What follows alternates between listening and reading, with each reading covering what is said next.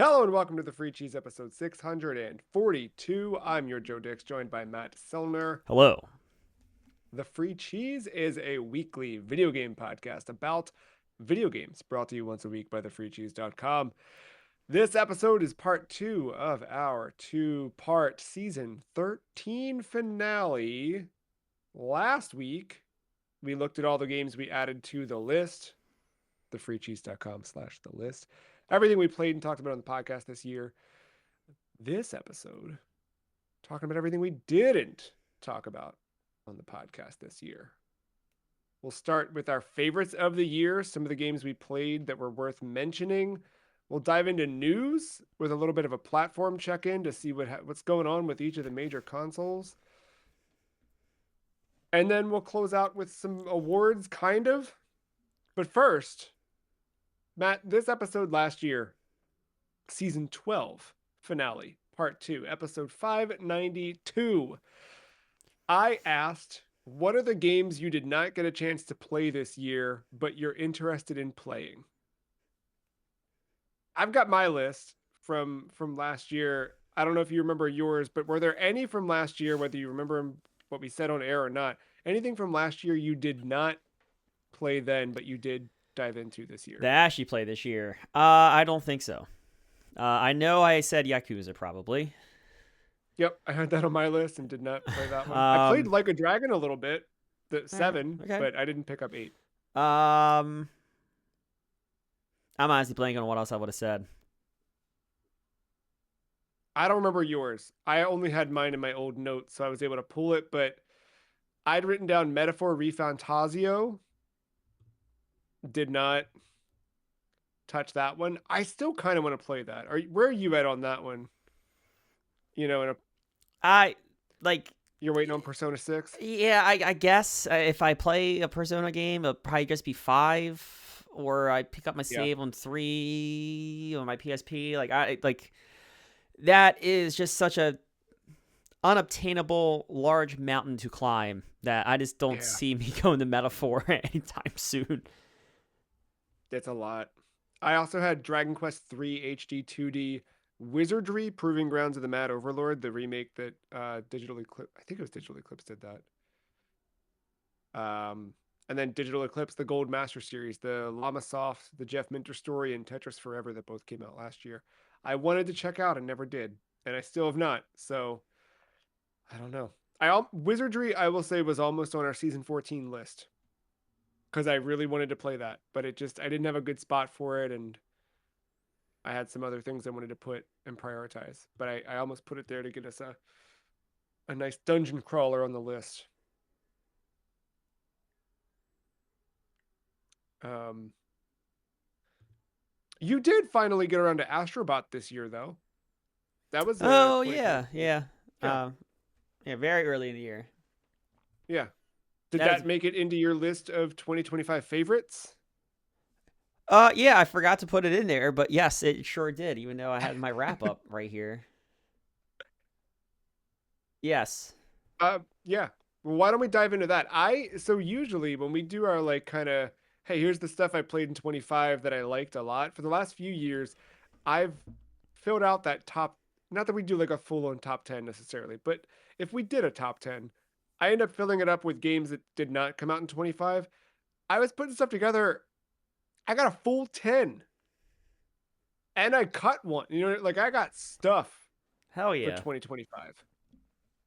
How about, do you want to talk about Astrobot to start things off? Just to Yeah, we can. slide us in here? I'm trying to remember what I talked about at the 50%. And I know I talked about some of the games I was going to talk about, but I don't remember talking about Astrobot. I mean, you talked about it at length last year. It's Yeah. a good platformer. The nostalgia bits are nice. It definitely adds to the to the to the fun and the and the theme of it all. I think sorry, by the way, the super underrated parts though of this game are and I don't want to spoil it because I think that was part of the surprise. When going through all the levels, typically when you go through the main worlds, the last stage is a stage dedicated to a PlayStation franchise with a mechanic wrapped around it. And I thought all of them were fun surprises and nice gameplay mix-ups and whatever.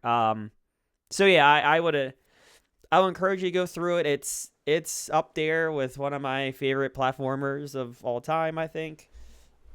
Yeah. Um, And it's very much like it's not quite like a Smash Brothers Everybody's Here thing, but it gives you that same bit where you're like, cool. I know there's a lot. I don't know, man. I know. Well, that too. So, like, I talked about it last week where us playing some PS1 games this year really inspired me to shake up my list for next year. But Astrobot did too. Like, Astrobot reminded me of how good PlayStation was uh, at various points, right? And just how revolutionary it's been. I played. There's some DLC for Astrobot that dropped throughout the year. There was some stuff that happened late last year I hadn't finished, some Christmas DLC. So I went through. I think I'm 100% on trophies as of recording, but Ooh. Yeah, I don't think I'm 100% on trophies. I think I got the plat. No, I did not get the plat. I know I didn't get the platinum. it's a fun platinum. There's some good challenges to get there too. And then the DLC trophies are really a lot of them will like try your patience, but I spent a good bit throughout the year like, you know, just like, okay, this is my week. I'm gonna get this stuff done. It was like every day that'd be my like game to sit down to. Like, all right, just spend an hour on the same level, and it's maddening. But then when you finally get it, it's like because the DLC, like the stuff to get 100% in the campaign, is tough. The stuff in the DLC, they just took all those levels and made them worse. Like it's Yeah, so oh yeah.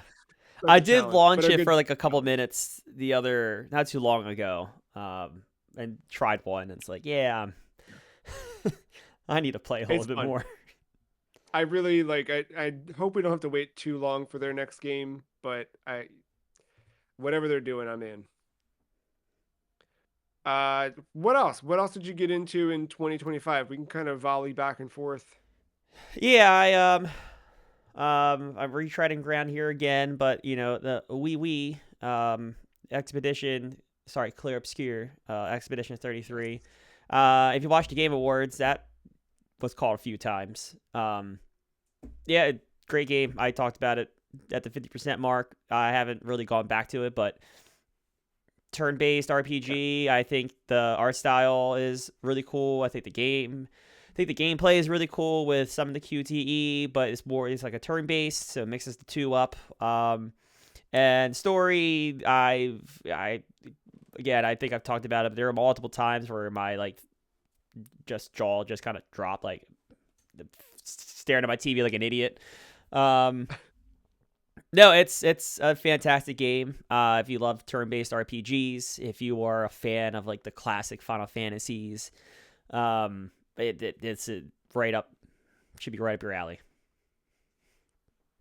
Yeah, I mean that one really hit a lot of people in a good way. Yeah, I mean, I was planning on playing it before like the reviews started dropping, and then I got like real excited when it's like all the tens or perfect scores started coming in for it. I was like, oh, okay, yeah, Yeah. Um yeah. I I did talk about this one a little bit back at the 50% podcast episode 616, but I kept up with Xenoblade Chronicles X Definitive Edition, and that game is just so good. Um, like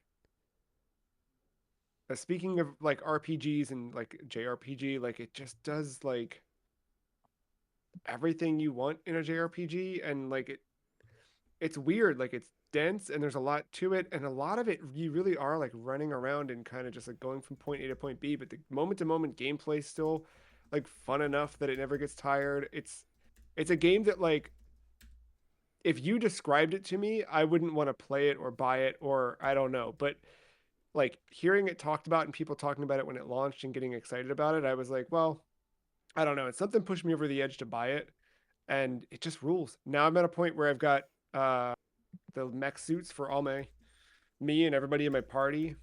I'm and like I've not done a story mission in like 15 hours, it's awesome. which doesn't I know, right? But like, and I don't mind. because there's just so much. Like there's side missions, there's affinity missions, which are like you're doing missions so that people either like raise their relationship with you or so that you can recruit them to your party. And I'm just wandering the world and doing that and filling stuff out. Combat's still fun. Now that everybody has maxed the combat, like it's still similar but different enough. It's a good time. I'm really, really stoked on that one. Um, yeah, I've taken a little bit of a break from it just because for a bit I was juggling that and another JRPG, but I'm excited to get back to it and keep rolling. Still have a lot more. I think I'm like I don't know how many hours, but from what I've seen on the average, like if you just kind of stick to the pace I'm sticking to, I think it'll easily be like 200 hours, which I haven't done something like that. I mean, Persona 5 was the last time I did something like that, and it's yeah, Yeah. not always yeah, signing up for those. Uh, I'll stick with new and earlier in the year, but another game I kind of already talked about, Doom, the Dark Ages, which feels Yes. like that game kind of came and went. I Yeah. enjoyed it.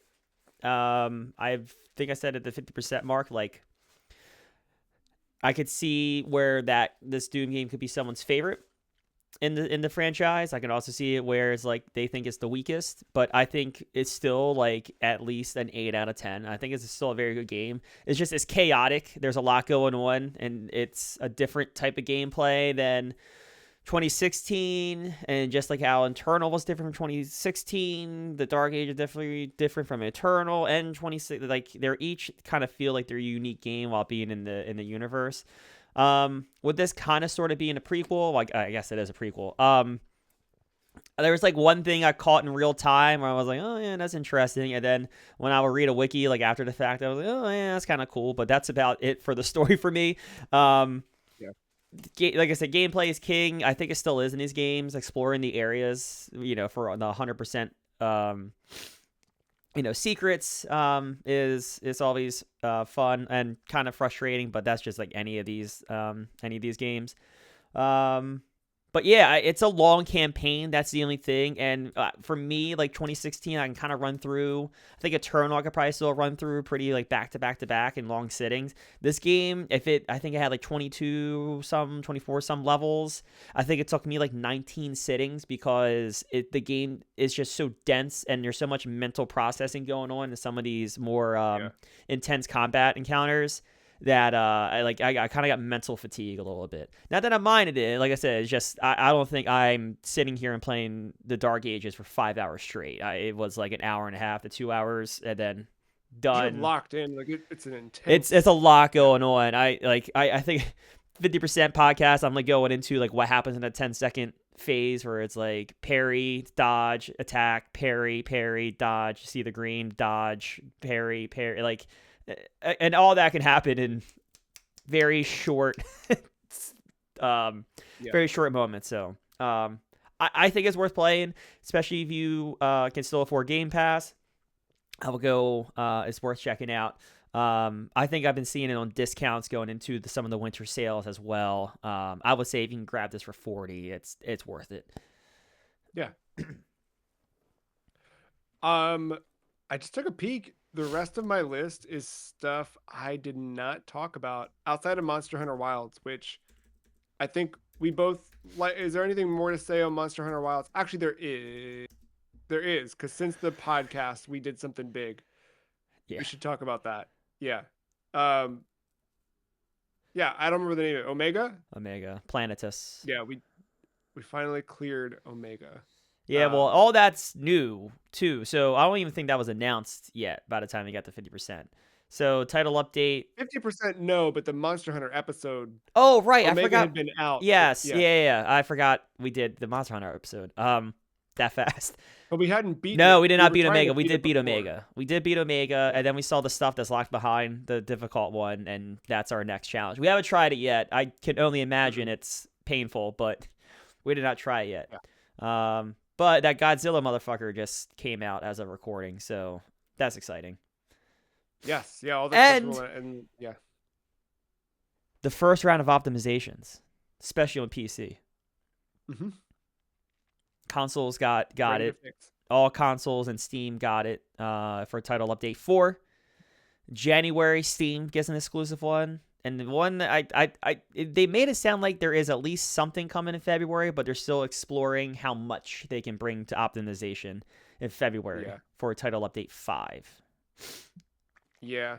I hope they keep with this game for a while. Like, I do want an expansion pack. Like, I want us to get the Iceborne. The expansion's coming. Yeah.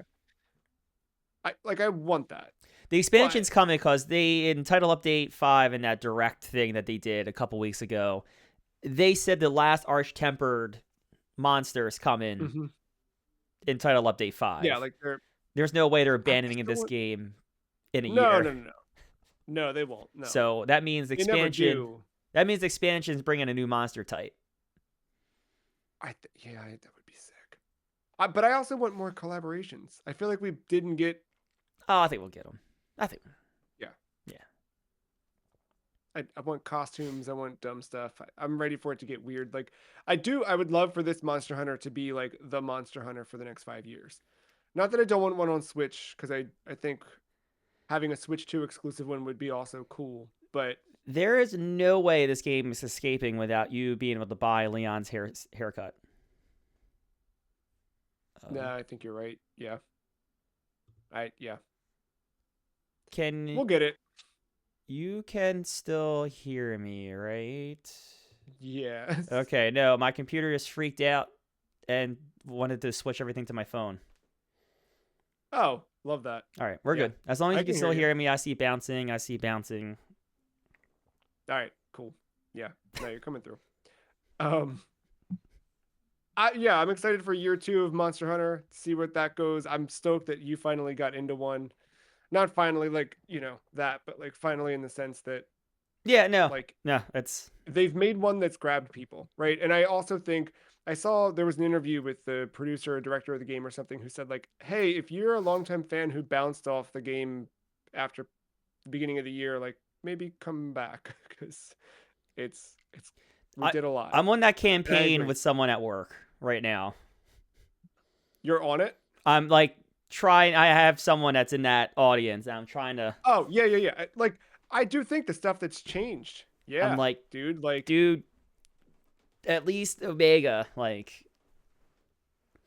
come along. I think Omega's there. Some of the other Arch-Tempered stuff is there. There's stuff in here for endgame players. Oh, I guess that changed. I hinted at it in the episode, but I do have a second main weapon now. You finally made the jump. Yeah, I play the songs of my people now on my hunting horn. I can't believe that's the one. I'm stoked that that's the one you went. It's fun. It's complicated, but it's fun. It's fun to play. Also, like, it matches my. I always have a tendency to go support in these types of games, so it kind of. Yeah. And it helped a lot with Omega. I don't think we. The defense buff is no joke on the weapon I'm using. Yeah, so.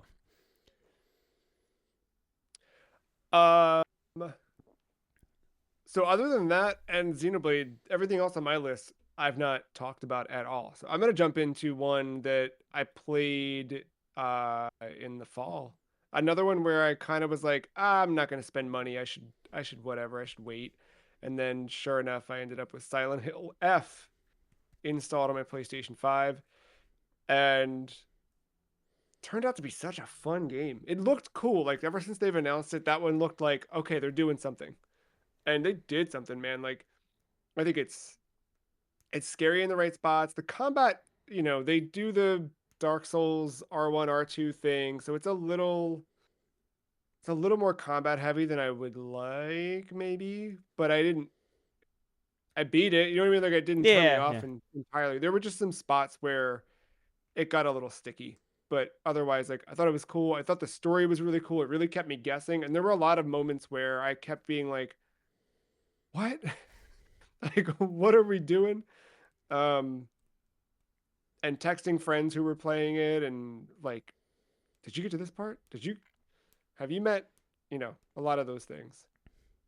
Yeah, dude. That's awesome. Because I also was kind of like looking forward to that game, but I was like, no, I'll play the remake of 2 first. I'm just waiting for it to go on sale. It's gonna go on sale in the fall. It has to.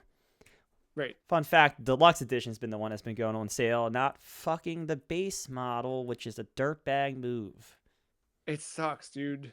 And it's Like a twice lot. now. The Halloween one got the deluxe, and then in the the Game of the Year sale they just had, or the Game Award Yeah, sale. I they should know say. what they're doing. Yeah, fuckers. Yeah, it sucks. So we'll see. I might get F first if that goes on sale now. Drop Go that one. Yeah, base model. yeah.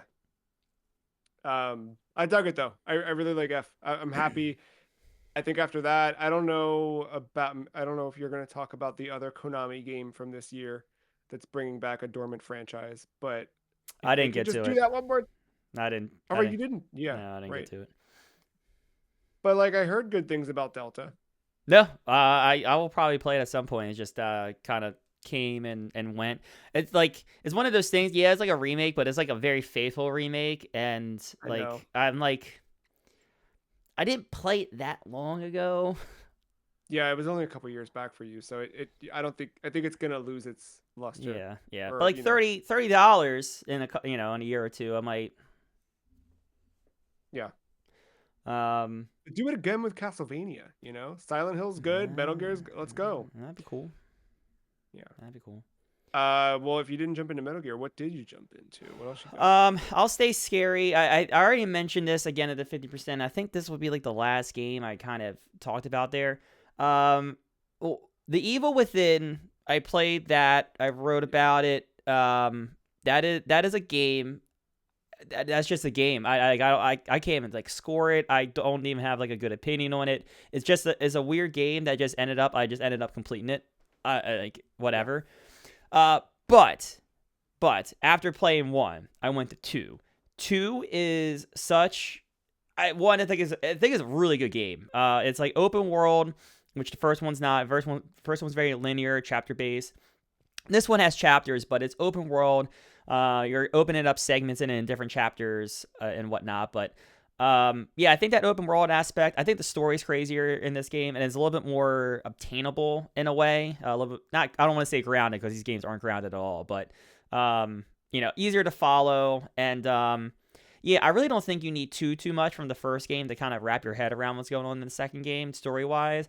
I would encourage you to do maybe like a 10-15 minute little like story recap of 1. That'll probably get you everything you need for the second one.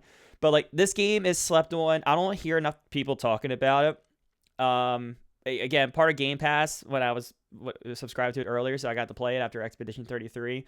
And yeah, man, like it's solid. I think more people should play it. I think more people should talk about it. It got me like for like a half second during the Black Ops 7 reveal when they had like the weird TVs. I thought maybe I said the words "Evil Within" ? During it, and I knew it wasn't right, but like now it's in my head. Like, can we get Evil Within 3 now? So yeah, no, I think it's a slept on game, and it should at least. I think most people would enjoy it. Yeah, you made me want to go back to it, and I kind of like I didn't write that series off in terms of like what I kind of just like moved past. But yeah, you made me want to go back to it, especially after playing Silent Hill this year, and obviously all the recent Resident Evil stuff's been fun. I think exploring that would be good, and I liked a good bit of Ghostwire Tokyo from Tango. So, I think kind of I'm gonna lump a couple together just for. You're good because I don't think I have many more, and I think we share one. Interesting. I don't know which one we share, but one we just played. This is not. I mean, I guess. Sorry, these are your favorites. Sorry, technically. My bad. Well, I don't. You're overthinking it. Hey, just go. Sorry. I think I don't know. You're overthinking this way too hard. So the year started pretty strong with Tokyo Extreme Racer releasing in early access on Steam. I picked it up and played that for a good bit, and then, look, man, I don't have. I only have Mac, so I was doing some funny shenanigans to make this Windows game run on Mac, and then those shenanigans stopped being very reliable. We might be talking about this soon, by the way. Interesting. Eh, on this episode No, or not like outside of? Oh, you outside, mean? but like we current events for me being current. Mm. I got you. Oh, and that. Oh Yeah. no. Well, no. Well, all right. Well, Anyway, fair enough. But it got to be too cumbersome and unreliable, so I just kind of like resigned to, all right, let me take a break from trying to keep messing with this because I'm spending more time messing with getting it working versus whatever. And I was like, I'll wait for a console release, and sure enough, we're getting one. It'll be here mid-February, just like every other video game on PS5. But from what I played on PC, like I'm ready to just die and live inside of this game when it drops on PS5. So I'm stoked. Um, I just kind of staying in the racing realm. Um, I will make a side note of a game not from this year, but one that I had fun with. I bought the Negicon controller. This is the PS1 controller that lets you twist it. It's Negcon. oh, I know what you're talking about. Yeah, without even pulling it up. I Yeah. know. Yep. It's a PS1 controller. You twist it to turn. And I played so much R4 Ridge Racer Type 4 with it by doing it That's like cool. breaks your brain, and there'd be bits where like I'd be playing it and like forget which way turned right and which one turned left and like completely eat it, but that's such a cool experience. But yeah, I mean, racing games are like my resting heartbeat in terms of like, what do I want to play? I'll throw that on. So Tokyo Extreme Racer, some Ridge Racer was great. And the other racing game I want to call out is called Trackmania. I know what you're thinking. Sounds a lot like Trackmania, and it is, but it's for this little fella. Oh, your play date. Yes. Trackmania came out, I think, in January as well, right around Tokyo Extreme Racer. So just the year of the racer. And it is, you know how Trackmania is like, okay, can I do this lap any Precision. faster? Yeah, like finding your tenths. It's that, and they do it like it's That's 3D, like really cool. it's really neat. I highly recommend checking out Trackmania. The cool thing too, like, look, if you don't have a Playdate and you're interested in one, I think you should get one because I think they're cool. But also, you don't need a Playdate to play Playdate games. You can run the Playdate simulator through an IDE or separately. Like you can, if you have Xcode or Visual Studio installed, like you can just run the SDK and run the Playdate Simulator app, and then you can sideload games to it, and voila. So you can check things out. But I think the hardware is cool, and I'm still having fun with Playdate here in 2025. I Um, thought my Steam replay would prove it, but I still do check in with Trackmania from time to time and play like multiplayer on the seasonal tracks and whatever. It's so yeah, fun. yeah. I haven't touched it in a long time, but I love that game a lot. Um, Last racing game, Sonic Racing Cross Worlds, which I did not think I was gonna buy after they just kind of kept showing more and more SpongeBob and whatever nonsense I didn't care about.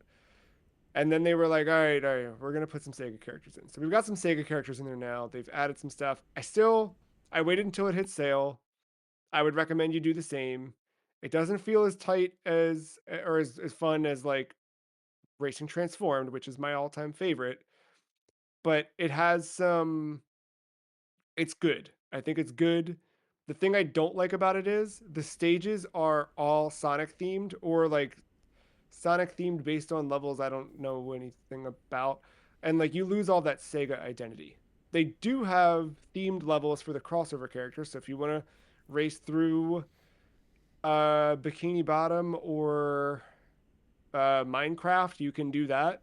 But like you can't race through Kamurocho, which like why wouldn't you build a Kamurocho? I would love to race. Like there's so many cool Sega things you could do. So hopefully that's year two's content. Maybe they got that feedback. I know I submitted it, but I think it is fun. I've been playing on Switch. I upgraded to the Switch 2 version, and they're both solid. They feel great. Even Switch One, I know was 30 and really ugly, but it still played really well.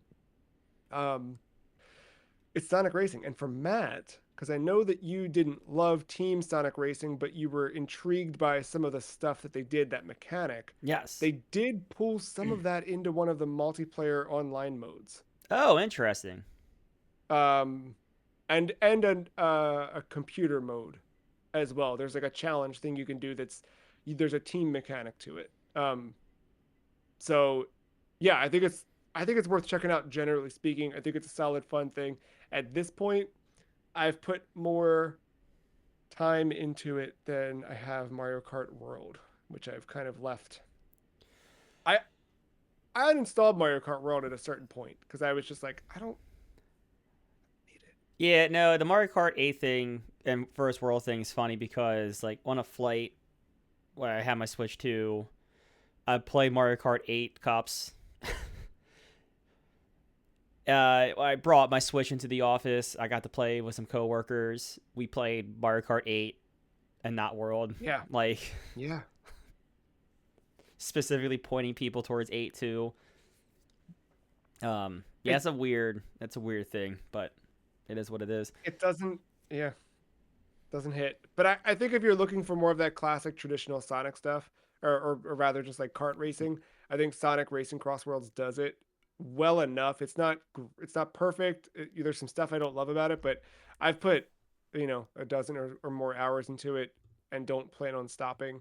And it's cross platform, so you can kind of get it anywhere. I think it runs great on anything. And they are adding Sega stuff, including Knights. So what more could you want?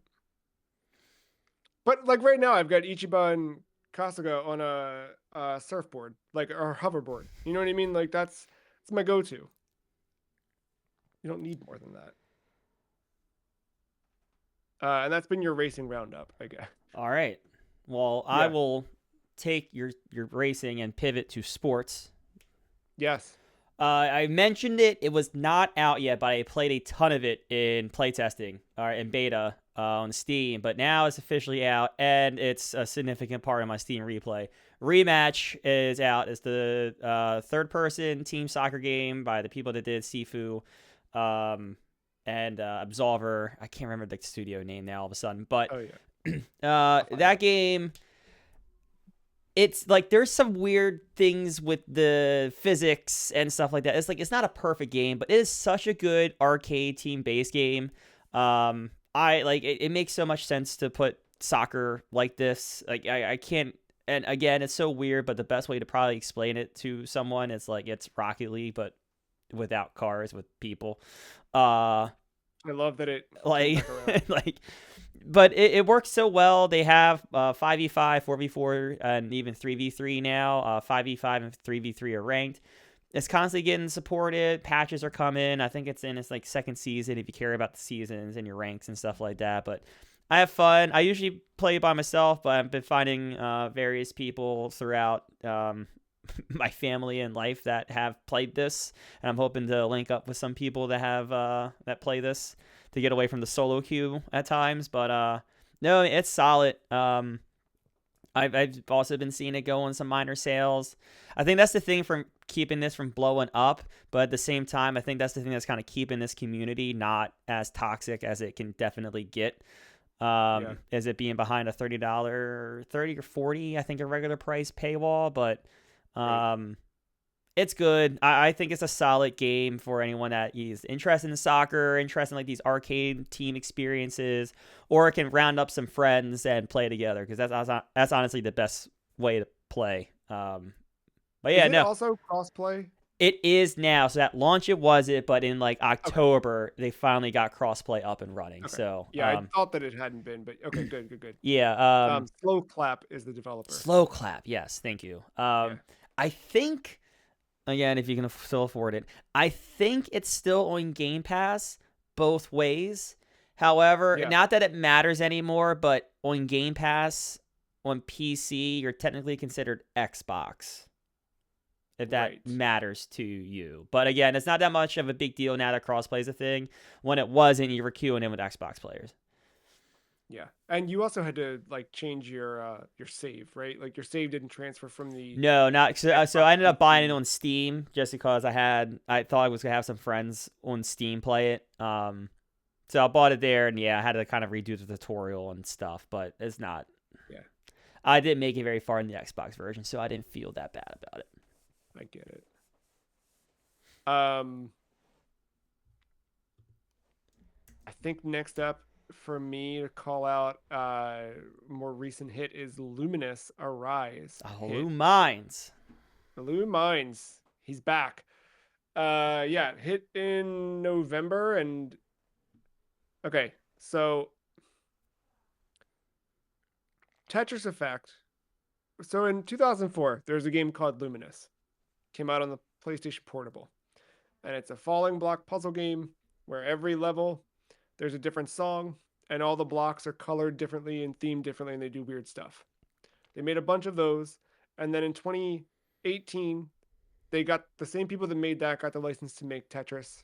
They made Tetris Effect where they took that same concept, ramped it up and added a whole bunch of cosmic dust and whatever else you want to call it. Music Um, feels. music, yeah, all the energy, like we're all connected. And then now they've done that again. They Tetris affected Luminous, but by way they just made another Luminous. Um, it's good.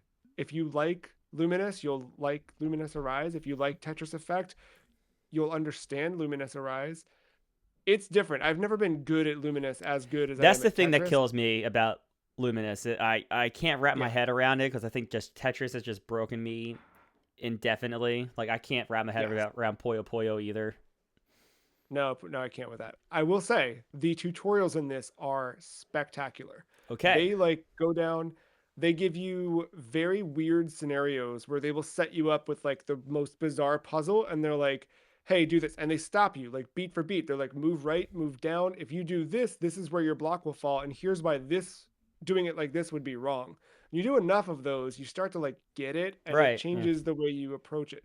So, what ended up happening was played a lot of Luminous Arise. The journey mode's great. There's so many great little, I've got my little favorites in the stages and songs. I ended up busting out the Vita and going back to Luminous Electronic Symphony because that one rules. And that one has the World Cube. I don't know if you ever played the one on Vita, but like Mm-mm. there's a remember Peter Molyneux's cube thing where we're all poking at the cube? Briefly, yes, yes. Luminous has that where everybody, if you're playing and you're syncing your score online, you're chipping away at this massive cube, and the more squares that you clear in your games, the more you close that. So it doesn't seem like enough people are playing anymore on Vita to clear it, but I'm trying. It's a fun time. Uh, yeah, Luminous, check it out. I think it's great. It's good. It's good in VR also if you still have that lying around. Solid. Um, I mean, there's stuff I haven't talked about the 50% mark, but like, I don't think I played anything else new. Um, I got Oh, one I'm actively playing, which we'll get to. I might end on it. Um, okay. I'm gonna touch some other things I did play though. Yeah. So, this game called Silk Song came out this year. It was a Oh yeah. it was a big deal. It broke, Oh, I've heard. it broke storefronts. Like the Nintendo store was down, like Steam was down. Like, man. So with that, I was so gravitated by the energy. I of course went and played the first one, Hollow Knight, finally after all these Yes, yeah, years. as you Um, do. yeah, I get it. There's not much else to be said that hasn't been said about that game, so I'm building up to it, but I don't have much to add. Like I get it. It's an action or a seek adventure. What's the? I always forget the Search action. search action. It's definitely a search Yeah. action platformer that has you get the tools, you go back and forth. I get the Dark Souls inspired part of it with the way you have to coordinate character quests and things of that nature. Um, the unlockable secret areas and how you have to manipulate items. Like I get it. it's a very good game. And I beat it. I did not beat it. I just beat it. Yeah.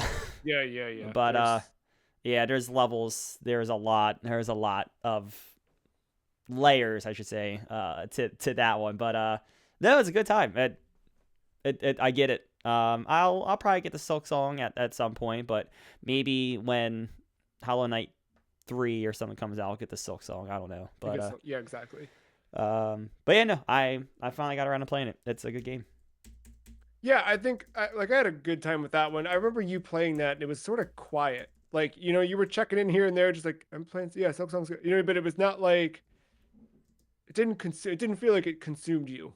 It's really good. No, it's The really. way I just like I yeah, could sit here and ooze on it, but like I don't want to waste our time. Just it's the same thing everyone's said. I got like nothing new to the perspective to add to it. I got you. I got you. I closed out with Luminous in VR, so I'll move into the other VR game I played this year. Although I don't think I played this in VR at all. But the Midnight Walk came out. This is like a claymation looking game. Yeah, it's cool. Like, very. I know saying something is Tim Burton inspired is very rote at this point, but dude's got a very unique art style, and a lot of things like to look like it. But yeah, it's got like a creepy little clay world. It's cool. It's a fun little, like, I don't want to call it like a puzzle platformer because you're not doing a ton of platforming. You do enough of it, but like, yeah, it's cool. I think playing it in VR, I think you get a much deeper like appreciation for the world that was built than you might just playing flat screen. But it's cool, creepy, good time. You can beat it in a few hours. Like, I got through the bulk of it in like a single Saturday afternoon, evening kind of thing. But I had a good time with that. Midnight Walk. I Um, think I'm just peeking, just so for pacing wise. I've got three more. I got two. Well, all right. So I'm doing two Perfect. back to back, and then I'm doing the one I'm actively playing right Yeah. Perfect. now. All right. So I'll go. So I we the last couple years, I don't think we actually announced it or said it out loud in our prediction episode from this year. But in the past years, we had this like thing of year of. And Yeah. this year, I had one because I didn't know if we were doing it or not. I sent it your way, but it just said you're a Final Fantasy, and I don't think I ever really explained what that meant to you. You saw it. I think you kind of took it literally, but it also meant figuratively. But like I also took it literally to an extent. The figurative aspect of it was like in 2024 in January, Tekken 8 comes out. I play it for an hour. I just learned that Street Fighter 6 is the outlier. I should maybe stay away from fighting games. And I took that approach of like, all right, like last stands with some franchises. Like I'm either going to get it or I'm not, and I'm just it we'll I'll know what my wheelhouse is. I'll hone in a little bit. So Monster Hunter was like that figurative, like this is it. This is the one that's going to grab me. It's going to happen or it's not, and we'll go from there. And I'll just be apologetic, saying it just didn't grab me when the time was ripe. But the literal aspect of that, I've played a lot of Final Fantasy this year, like a lot of Final Fantasy. So it starts in January. I think I talked about this at the 50% mark, but I got through. Now I'm forgetting Heaven's Ward. I got through Heaven's Ward. Check. Heaven's Ward post game. Check. Then I went to the next one, which I'm forgetting. Stormblood. Got through all of Stormblood. Check. I'm at the post game stuff in Stormblood, but like I'm like a week away of probably like a religious playing to getting to the next one. Not whatever. Shadowbringers. Yes. I was gonna say the purple one. Yeah. The purple one. Yeah. So yeah, so like I hit some more check marks in the Final Fantasy 14, trying to get all the way through the MSQ stuff there. So that was like January. I Which I'm still so jealous that I didn't also do that. Like I got into other stuff and whatever, but yeah, that I had threatened it, but I was like, I'm gonna wait for the Switch 2 because it seems like I might need something to play on it. Switch 2 comes out, and as predicted, I played World for about 5 hours, and then the rest of my time at launch was on Final Fantasy 6. I have yeah. since beaten Final Fantasy 6. I understand it. I get the pivotal scenes. I love the cast of characters. Kefka is a real fucking asshole. I love that game to death. It was worth playing. I bought 2 more Final Fantasies on sale at that time. I'll keep the one in my pocket because I haven't gotten to it yet, but I will probably get to it in 2026. But I got Final Fantasy VIII as one of those 2 games, and I finally played through Final Fantasy VIII, and I know what the card game is, and it's a pretty banger of a triple triad. It's a pretty banger of a card game. But Final Fantasy VIII, I think this is like the first one that I have played that's been considered like controversial or like not the best received one, or it's not like, when everyone says Final Fantasy, no one's saying like or yelling 8. There's always that vocal minority that would do that, but like the Sure. main that main echo chamber is not yelling 8. They're usually yelling 7, 6, 10. It's yeah, there's a it's hit it 4 sometimes. Yeah, like 8 was like the first, like I say it as in quotes, a controversial one, but it's good, man. It's really good. It's a weird combat. Like combat's like your typical like 7 with the ATB bar and whatever, but like the junction system is so weird, and it like it combines elements of 6 where you level up these espers. You're leveling up these they're called guardian forces, I believe, GFs for short. That's usually what the game refers to them as. You level these up, but then like there's no magic points. You itemize magic, so like you obtain Fyras, like Mm, mm. items, and And they're you single get, use. yeah, it's weird. So you use these items, and you can get them by there's a move in your menu bar that allows you to like suck spells from enemies, and that's how you can get additional GFs. That's how you get spells. You can also find them in the world. There's all kinds of power ups and things you get from the GFs that will allow you to trade or like um, absolve, like transition items to magic or from magic to items. There's all kinds of trading back and forth depending on what you have. So like getting these spells is not terribly difficult, but what you do with them, you map these spells and these counts to your stats, and the stats you're allowed to map them to go to how you're leveling up your GF. So like Ifrit, for example, is very high in strength or very focused on strength and HP and vitality. So he will allow you, when leveled up, to map to vitality, HP, and strength. And then certain spells map better to those things. So I see. like HP, like Cure is great for HP and vitality. Strength, like something like Berserk, is great for strength. And then, depending on the amount of these spells you have, gives you the boost. So, like, you can map Fyra to like a magic thing. You'll get a decent boost out of it. But as you start using Fyra, the boost starts to tick down because you're not at the max of 99. So there's this huge give and take on spells and min maxing depending on what spells you have. And this goes to like anything. And you can map status effects, magic, different elements, the 8 elements. There's different mappings depending on how you level the GFs and what GFs you have mapped to different characters. This is all happened in this junction system. It's a mess to a degree, and it's kind of confusing when you're not looking at the menus.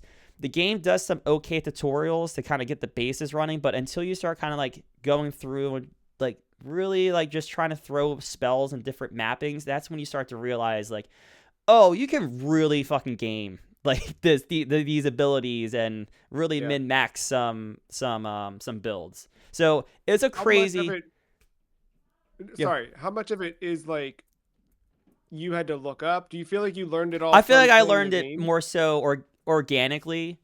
That's good. That's Me really and good. Sandeep kind of went back and forth a little bit. All that was public in the Discord. We didn't really like go too Yeah. crazy into it, but like I kind of got the gist of what was going on. Now, like, did I ever feel confident about like a max build or anything like that, or did I think I discovered it?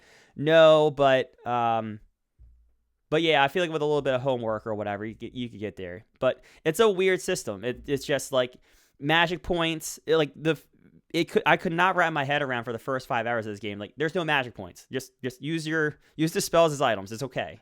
Like, Yeah, that's it's really bizarre. weird. But yeah, no, it's a weird game. I think the story's weird. I think it's cool. I think there's some interesting twists and turns of the characters. But yeah, like for it being, if this is like as controversial as Final Fantasy gets, I'm fucking golden the rest of the way. Well, but you're queued up. I mean, you got a couple on deck, right? Yes, yes, I got a couple on deck. TBD. I got well, Leave TBD. that. Well, I've got them on deck. Let's just say I'm doing the 15 approach again. I see. Yeah, yeah, yeah. Well, I will also say I had a bit of a year of Final Fantasy, in small ways, not as big ways, but I finally beat 3 playing through the Pixel remaster on Switch and really liked that one. Glad that I finally like saw that one through to the end. I also finally beat this video game called Final Fantasy 7. I've never beaten, but The I finally like OG. sat down and just yeah, I played it on Switch, so I definitely took advantage of the 4x speed at times and Oh, stuff I like did that. that But stuff like too on Switch. Don't. yeah, but like I got to see through to the end. I beat Final Fantasy 7. I finally all the things that were never spoiled for me for sure. I finally got to see in real time, and then yeah, no, it was good. But we also both had a bit of an adventure in June with Final Fantasy joining Magic the Gathering Arena, which, yeah. Also, I just saw last night that Magic is finally on Steam on Mac.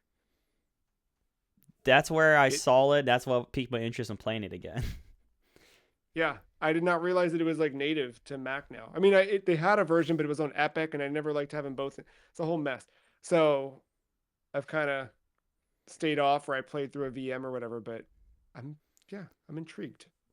Yeah, I think we talked about it a little bit at 50% with the Final Fantasy stuff, but like I own Magic cards and not just like, oh, I own the starter. Like I own all four of the pre-built Final Fantasy decks. Yeah, you went in, man. Uh it's been nice. I it's not like I just have them to have 'em. I have been playing with some people at work, which is nice to actually play like physically in person. It's a different experience than Arena for sure, but it's fun. We Yeah, play casually. No one takes it seriously, which is a nice like learning atmosphere for everyone. Um, yeah. but yeah, no, I like yeah, Final Fantasy big year. That stuff in Magic too was so well done. Like they hit all the main games at least. Yeah. All the cards are cool. It's been fun in a post Final Fantasy Magic world where I'm beating the games and I go back through and comb through the cards in 6. I'm like, Yeah. I get it. I I get did this. it. Yep. I did the same thing after beating 3 and 7. I did it there and I did it in Theater Rhythm. Same Just thing. like, Yep. I play through the 8 songs for the first, well, not for the first time, but like in recollection, yep. knowing the moments, on like an airplane. Yeah. It's fun. Um, I, you have 2 left? I have one more, and it's minor because I'm barely in it. All right. Well, I'll throw out Eartheon, which released for PC first and then consoles later. This is Eartheon. Yeah, Yeah, I thought you sorry. said Earth Earth Yawn. I was like, I don't know. Earth Yawn I have heard of. Eartheon. Yeah, this is Yuzo Koshiro's new Sega Genesis game. It's actually coming out on Genesis next year, but right now it's available um, on consoles and PC. And it's if you would like to play a Yuzo Koshiro Sega Genesis game that's brand new, congratulations, you got it. It's a side-scrolling shooter. It's fun. It's hard, but there's a lot of stuff to it that like it's one of those things that we always talk about where like man, why can't more like whenever you see fan games for old consoles, you see how much people are able to pump into like, bring those modern design sensibilities.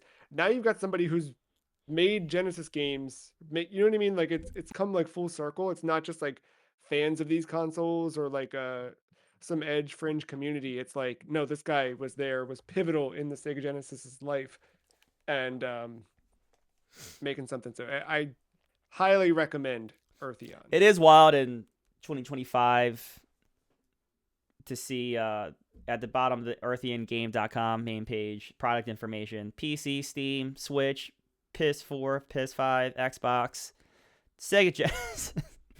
Sega Genesis. Coming soon. Like 2026. Yeah, 2026. Yeah. And then Shinobi Art of Vengeance. Speaking of Sega, that one came out over the summer. I got it a little bit later than launch. I think we were in Deus Ex. We were in some stuff. So yeah, sorry. I was no. I wasn't ready to like jump in, but I have been playing this. I'm still not done. This game's so good. I'm like I can't exaggerate enough how good Shinobi Art of Vengeance is. Lizard Cube's the developer on this. They previously did Streets of Rage 4. They did the Wonder Boy games. They just killed it, dude. Like it feels so good. The more stuff you unlock, like move wise and whatever, the better it feels to play. But like it never feels bad. It just feels good. I would say if you're interested, don't play the demo. I played the demo, and I think that might be why I didn't buy it at launch because it kind of like it's a little bit slower paced. But once the game gets going and you're like a stage or so in, it feels good to the point where I'm actively like sometimes you play those games and you're like you see all the things they're setting up and you're like, okay, I'm not going to be able to do that until I get more ability.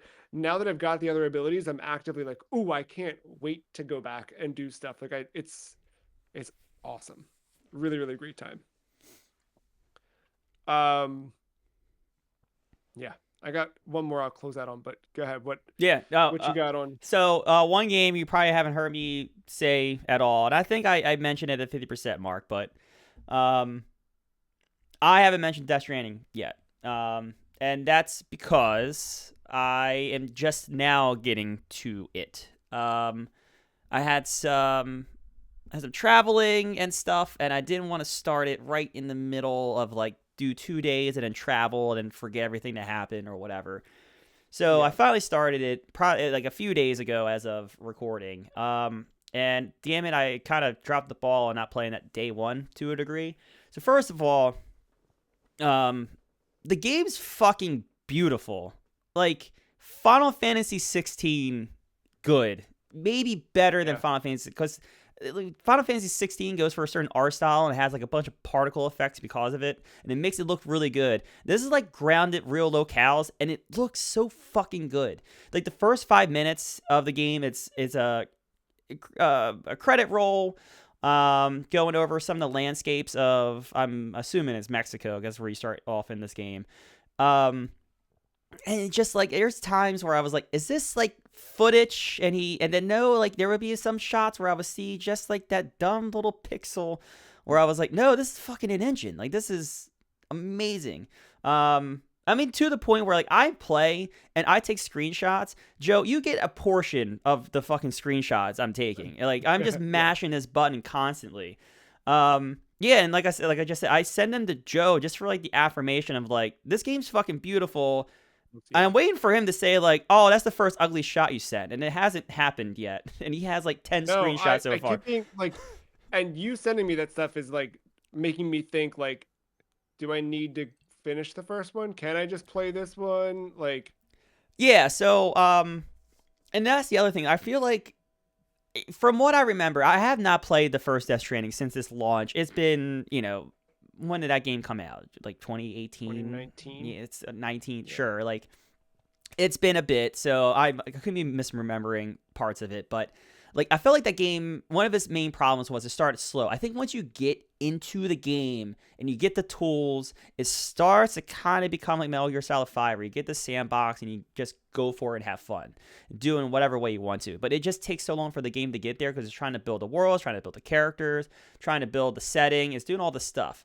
Now that some of that stuff's been established in 2, I feel like it gets like a head start, and some of that freedom is at the start. Now you don't have everything because you don't have all the near abilities, and the story reasons are the Carl network's not in Mexico and it's not established, so you can't bring all the cool gadgets up yet. So there's story Sure. reasons for it, um like but like as soon as you get into your first BT area, you don't have to do that thing where like you're sneaking around for the first 18 encounters of them. No, like the game comes down and says, "Oh, you want your blood grenades? Here are your blood grenades." It's like, okay, all right, that's nice. I have a me with blood grenades in the first one and then not having them were two completely different approaches. One takes a lot longer than than the other. So it was nice to kind of just have my options open from the start. Yeah, that's good. Yeah, and then just, some of the tools. But again, like it allows that freedom.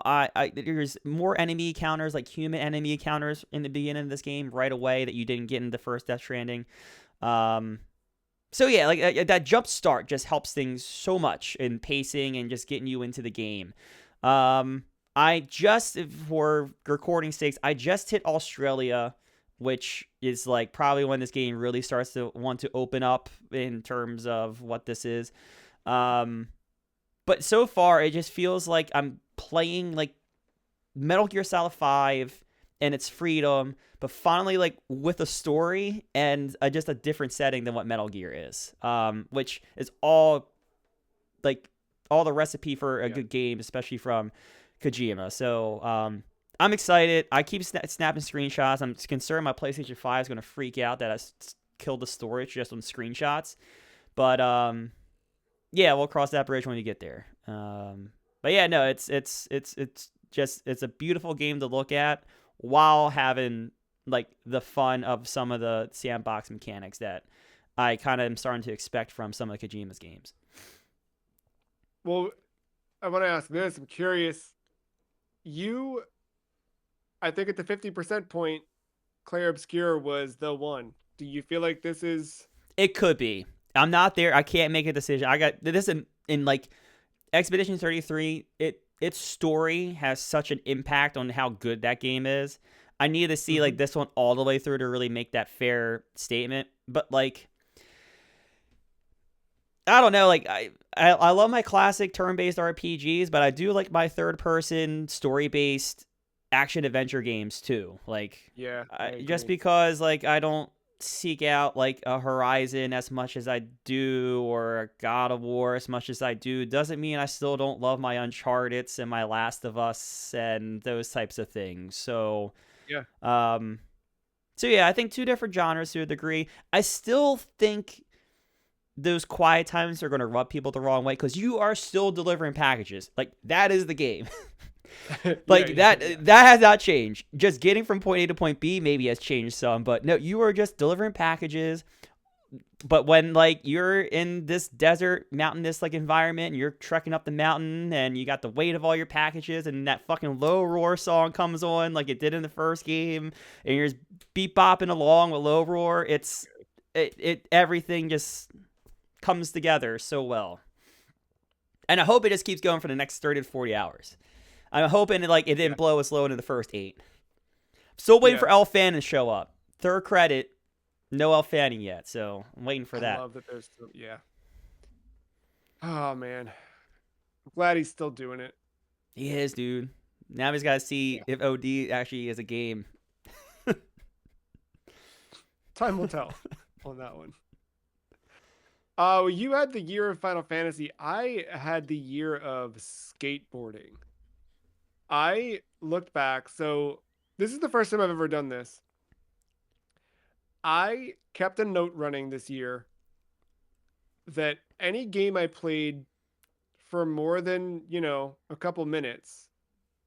Like if I just was like channel surfing through some stuff and not really Yeah, landing, I the didn't Game Pass thing. Yeah, I get it. just like I don't like that. But like if it was something I like spent more than 30 minutes with, I wrote it down and I kept a thing daily log just in order of what it was. And looking back at that leading into this episode, the first game I played, let me make sure I'm not lying to you. Skate 3. Okay, yes, that was the one. So I played Skate 3 for like a lot of January. I move into Session at some point and I beat Session, which I hadn't done. I'd just been kind of like Yep. playing Session for a long time. But I finally beat Session and cleared the story mode in that. Um just a lot of that. Obviously Tony Hawk 3-4 came out over the summer. Skate dropped this year. Um I played a lot of Skate as well earlier before I ironically enough, I played a lot of, or not, maybe not ironic, but funnily enough, I played a lot of Skate before it hit its official You like early Battlefield access 6'd it. release. I did, yeah. Like I was playing it in the early access stuff and really liking it, but after so many like resets and having to do the tutorial again, I can't do it. And now that it's out, it's just sort of like the hooks around it are all the free to play mechanics I can't stand, and the FOMO and the this and the. It's just like no, no, I think I'm good. Thankfully, just this week or last whatever week it is, Yeah. Skate Story released, and it hit PlayStation Plus day one. Which I was gonna buy this anyway, but hey, it's already on PlayStation Plus at whatever tier. I forget what tier. Skate Story, hands down, best skateboarding game of the year. It is so good. Like it feels like skateboarding. It's a weird control scheme. Like if you're, it takes a bit because like to Ollie is circle on PlayStation, right? I X I is don't push, I don't think I could play this game. Ollie is circle, and tricks are so like if you want to do a kickflip, you hold R2 and hit circle. If you want to do a shove it, you hold L1 and hit circle. If you want to do a varial, R2, L1, and circle. If you want to do a nollie, once you unlock them, you hit up on the D-pad and then Okay, I can live with do that. But the ollie on circle is going to take me forever. it's it's a bit. It gets there. Square does power slides, and if you double tap square, that's your revert. Double tapping circle will do a spin. So if you're doing like a kickflip and you double tap circle, like as you do the kickflip input, you'll do a 180 kickflip. It's a little odd, but you do get there. The thing that's cool though is it is a chapter based story skateboarding Yeah, game. that's what. So I wasn't sure what this game was, and then finally, like, I'm somewhere along the way, I got wind of this is like this chapter based thing. Yes. And it's cool. Like every chapter has like a different goal and objective, things you have to find or things you have to do. Like there's one where you're told like all you want to do is sleep and you can't sleep. So uh you're told if you fall asleep without having a permit that you will be arrested or whatever it is. So you have to get a permit to sleep. You don't have a computer, so you skate over to a coffee shop where a pigeon is working on his novel, and he'll help you to borrow his computer to print out the permit so that you can sign it and deliver it to the Department of Death for approval. But before he can, he's stuck and he needs help with writer's block. So he wants you to go find some words for him. So you have to skate around and find letters in the environment and bring him back letters to make words so that he can write his story. And like by doing it, you're just doing skate challenges in the area, and these letters are there. Some of them you can just literally roll over. Some of them you have to like clear an area to do something to unlock the letter. And like that's the only time like that happened. Like otherwise there's like just little things. Like another one you had to collect uh you had to find a pair of scissors that were hidden somewhere and then like cut the tail, like just all this stuff. You're doing the devil's laundry, you're like buying coffee for people. It's really different objectives, different goals within each thing, all based around skating. You are made of glass, so if every time you bail, you just shatter to pieces. And also, there's a really cool effect where the camera just sort of looks like it's been like kicked over. The developer Sam Eng, I watched a couple interviews with him, and he said like that was something where he watched a skate video, and the guy skating like bailed and then kicked the camera by mistake, and he just liked the way it looked, so he replicated that in Mm. the game. But it's made by one dude. The soundtrack, he's got there's two different artists. It's Blood Cultures is one half of the soundtrack, and then John Fio, I think, is the other half of the soundtrack. Super like really really great soundtrack. Like puts you right in the mood. It's like really good skating music too. If you just want to like cruise around. Um, I think anybody can play this one. I think if you want something to like be a skateboarding game, I think it fits that. I think if you want like just an interesting like action platformer with some like you know what I mean, like objective based challenges, I think it fits that too. It just feels fun to be in and play, and yeah, I'm having a great time with it. And I'm happy that I got to like kind of bookend my year with skateboarding stuff incidentally, because this is definitely like the ender for me. I'm having a really really good time with it. That's good. Yeah, No, super solid. I started seeing like I saw the screen or I heard about it, but then yeah, well, I forgot how I got wind of the chapter based thing and it's like mechanic, and I was like, oh, that's different. It's cool. And the presentation's great too. Like you play through everything and you experience the story as it happens. But then at the end, once you clear the final objective, and your whole objective per chapter is to eat the moon. So there's like, 7 moons or whatever. And at the end of each thing, the moon becomes small enough that you can pick it up and eat it. And after you eat the moon at the end of each chapter, after each boss fight, it comes up with like a full screen and it starts just reading off like a summary of what you just did. But it's like going through like word for word. Like if you read it, it's just describing everything that you just played through in the chapter, but it's like a nice little like coda to it all and like this little send off. It's good. Sorry, I did listen to every word you said. No, I know. I Are was you good? coughing and then I choked on water. I, please don't die. I'm good. I'm Um, surviving over here. but yeah, I don't know, man. The presentation rules, like the art direction's great.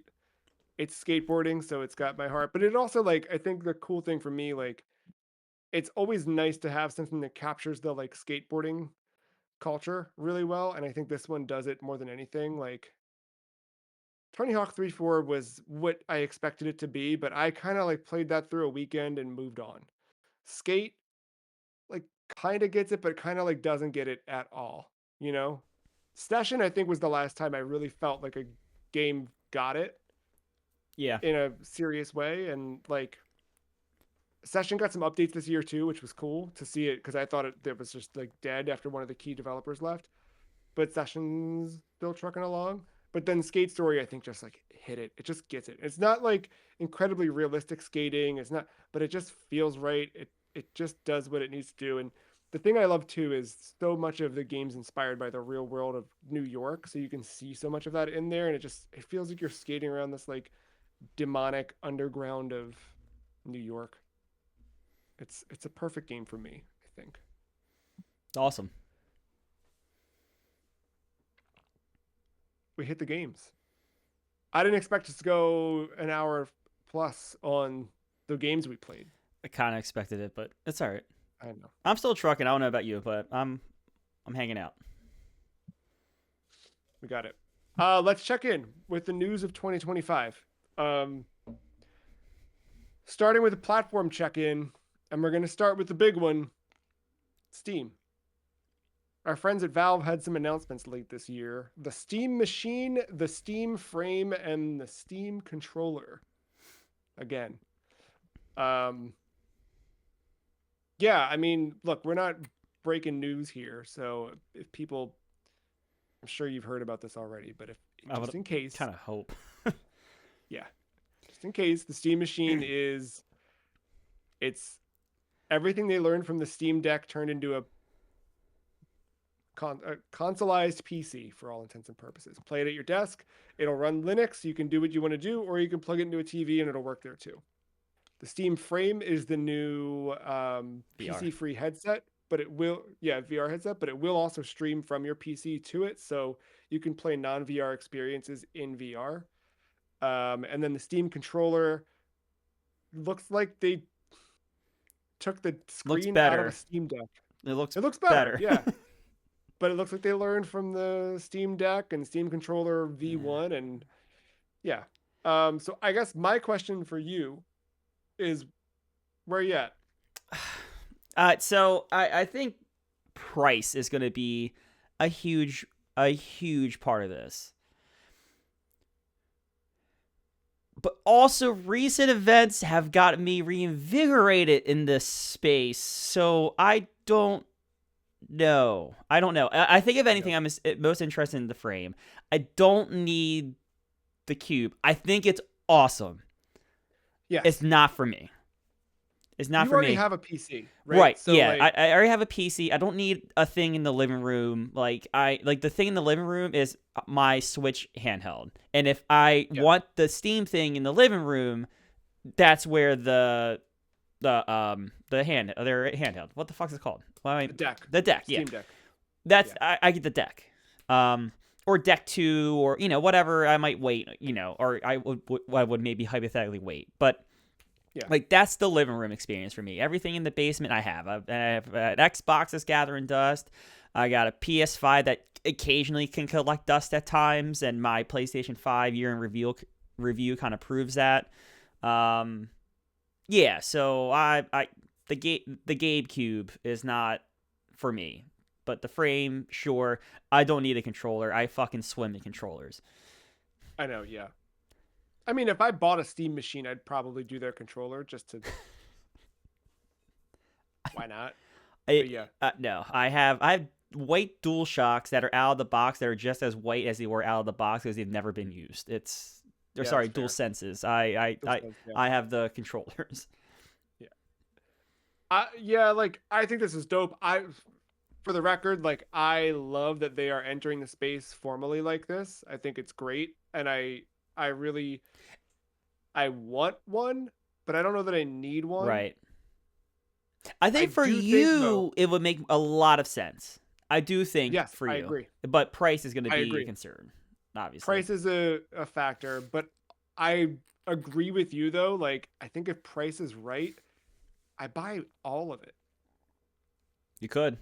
Like, even as someone who has the VR2 and barely pulls it out once or Yeah, but twice you a get the year. Steam ecosystem at that point, and that's a different Exactly. beast than the Yeah, yeah, PlayStation yeah. one. So I don't know. I'm keeping my eyes out on price for this thing. I'm intrigued. What it ultimately made me do is think like, should I just buy a Steam Deck? Because I could do a lot of that. I really like what they're doing with the Proton layer to make games run in Steam OS, and I think that's impressive. But yeah, I I'm That was their big learn from the first one, besides them not manufacturing the thing that it's themselves. So yeah, yeah, I think that's the thing I appreciate the most is like one. Well, they figured out Proton for the deck, but this thing's being manufactured by them and not they're not. yeah, It's not an Alienware thing or whatever. yeah. But I will buy an Alienware faceplate for it. I'll tell you that right now. So Steam. I think we feel good about Steam. There, Like, yes, the news is current to the day of recording and to the minute of recording. There is the big monster in the closet that has been, I think, as big of a monster in the closet as has ever been in the last 10 years, or from what I yeah, remember, in a little yeah, game or franchise called Half-Life that yes, we still don't know at this point in time. yeah, yeah. No, But other than that, I but think you hit the Steam stuff. dude, even if they don't put out a Half Life, I still like. I don't think Half Life really matters in terms of the hardware because it's just going to No, come out on Steam. right? Yeah, it doesn't. Yeah, exactly. But no, I'm really excited about this. I want one. Like, yeah, It's I cool want one. stuff. It is Period. cool. Yeah, but like the Yeah, cube, not for me. I'm more interested in the frame. yeah. The PlayStation 5 and the Xbox Series X and S are 5 years old now. They are. Let that sink in. I know. Xbox. Where are you at with Xbox today? So, here's the cool thing. It surrounds me. Yeah. This is an Xbox. Oh, you This idiot. is an I did not Xbox. even mean to set that up. My Oh. TV's an Xbox. My Xbox Yeah. is an Xbox. The only thing that's not an Xbox might be my PlayStation. Well, I don't know about that. To an extent. No. However, like, it was cool having Game Pass again for the beginning of the year. When I got back into Ultimate for Black Ops 6 for Warzone. And yeah, I was using it. And believe it or not, that's where I play Expedition 33. And the new DLC came in, I'm locked out of it because of Game Pass.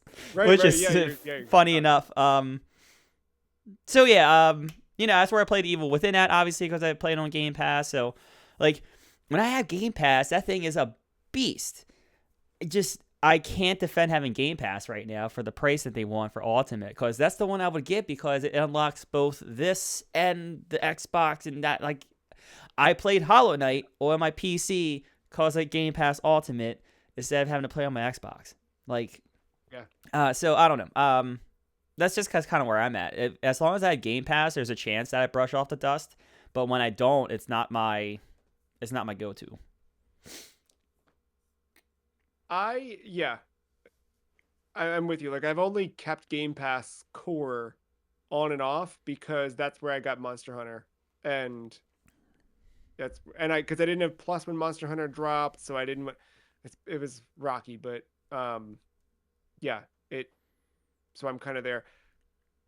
I kind of have like my answer for Xbox queued up as an answer to my next question about Xbox for you, but will you buy another Xbox? No. No. Hardcore no. No, because I'll keep my PC up to date. I'll spend the money on my PC in some way before I buy another Xbox. I think I was with you. Like, I kind of hit a point this year where I'm like, all right, like, they're clearly moving away from one. Like, obviously, I know they're going to make another Xbox. Yeah. But, like, at least what's one more. The point? Yeah. What's the point if they're putting all their games on everything else and whatever? Because it's not Game Pass for me anymore. Like, it's not, they don't have it's not hitting. However, right around Halloween, I had the reason click to me where I was like, oh, maybe this is why I buy another Xbox. I must have been on Halloween. Yeah, it was. Because I was sitting in the living room waiting on the door, right, to hand out candy. Okay. And I was able to play games on my X. I've had my Xbox One plugged in the living room. Okay. Never using it, but I had it plugged in, and I was like just jumping back into games and saves, and all that stuff is like so seamless and easy just to be able to move between consoles. So like, it sucks because my answer for will I buy another Xbox console is yes, as long as I have multiple of them, because that's not the right answer. But like, I don't know. Their ecosystem, I think they do that well. So I do like that. Yeah, I like the Xbox 360 stuff. I like the original Xbox backwards compatibility. I mean, even the stuff between PC and Xbox has worked fantastic for me in the past. Yeah. But I still don't know. I'm going to do a quick rundown of games released by Xbox Game Studios this year. Doom. Avowed. Okay. Yeah, I was going in order, but yeah. Avowed, South of Midnight, Doom: The Dark Ages, Gears of War Reloaded. And from what I could tell, Gears of War Reloaded is the point where we start hitting day and date PS5 from first party releases. Obviously Doom's in there, but Doom kind of already was, but in terms of like the stuff that you would consider an Xbox game, after that you get Keeper, Ninja Gaiden 4, which I know it's published by them. I know it's not necessarily them developing. The Outer Worlds 2. And they also had a series of PS5 ports this year. Age of Mythology Retold, Forza Horizon 5, Age of Empires 2 Definitive Edition, Hellblade, and Hellblade 2, and then Microsoft Flight Simulator 2024 hit PlayStation. Indy wasn't this year? Oh, right, on PS5. Yeah, you're right. top of the year, right? I don't remember when, but it Yeah. was like spring, Yeah, I yeah, think. yeah. Good call. I did not have that written down. Thank you. So a good number of ports, couple of original hits. I don't know. Where you obviously Xbox has had I think for been a lot of downs, A not tumultuous year. necessarily ups. Yeah, very, very much so. How are you feeling overall? Just like, hey, the games are coming out, so who cares? I'll play what I want to play at this point. Like their Yeah, first party stuff, if it's not named Halo or Gears, doesn't really interest me. And I say Gears, and Reloaded came and went for me, and I didn't touch it. And I had Game Pass yeah, at the time. yeah. That's a good point. Really good point. And I think some also, of the stuff looks cool. well, also I'm going to say this about Halo: that campaign Reloaded not doing anything for me either. Like I don't want to replay a campaign that I've played through 5 different times in Yeah, I think various that's different fair. remasters too. At this point, I want the Yeah, proper multiplayer sequel. I agree. Yeah, and sequel. Like I want a Halo game. I don't want. You could literally say Halo multiplayer, and if it's like a new thing, and like make it $20, like keep out the real fucking toxic people, Yeah, and I play it. I play the fuck out of it. yeah. Maybe we get that next year. I hope so.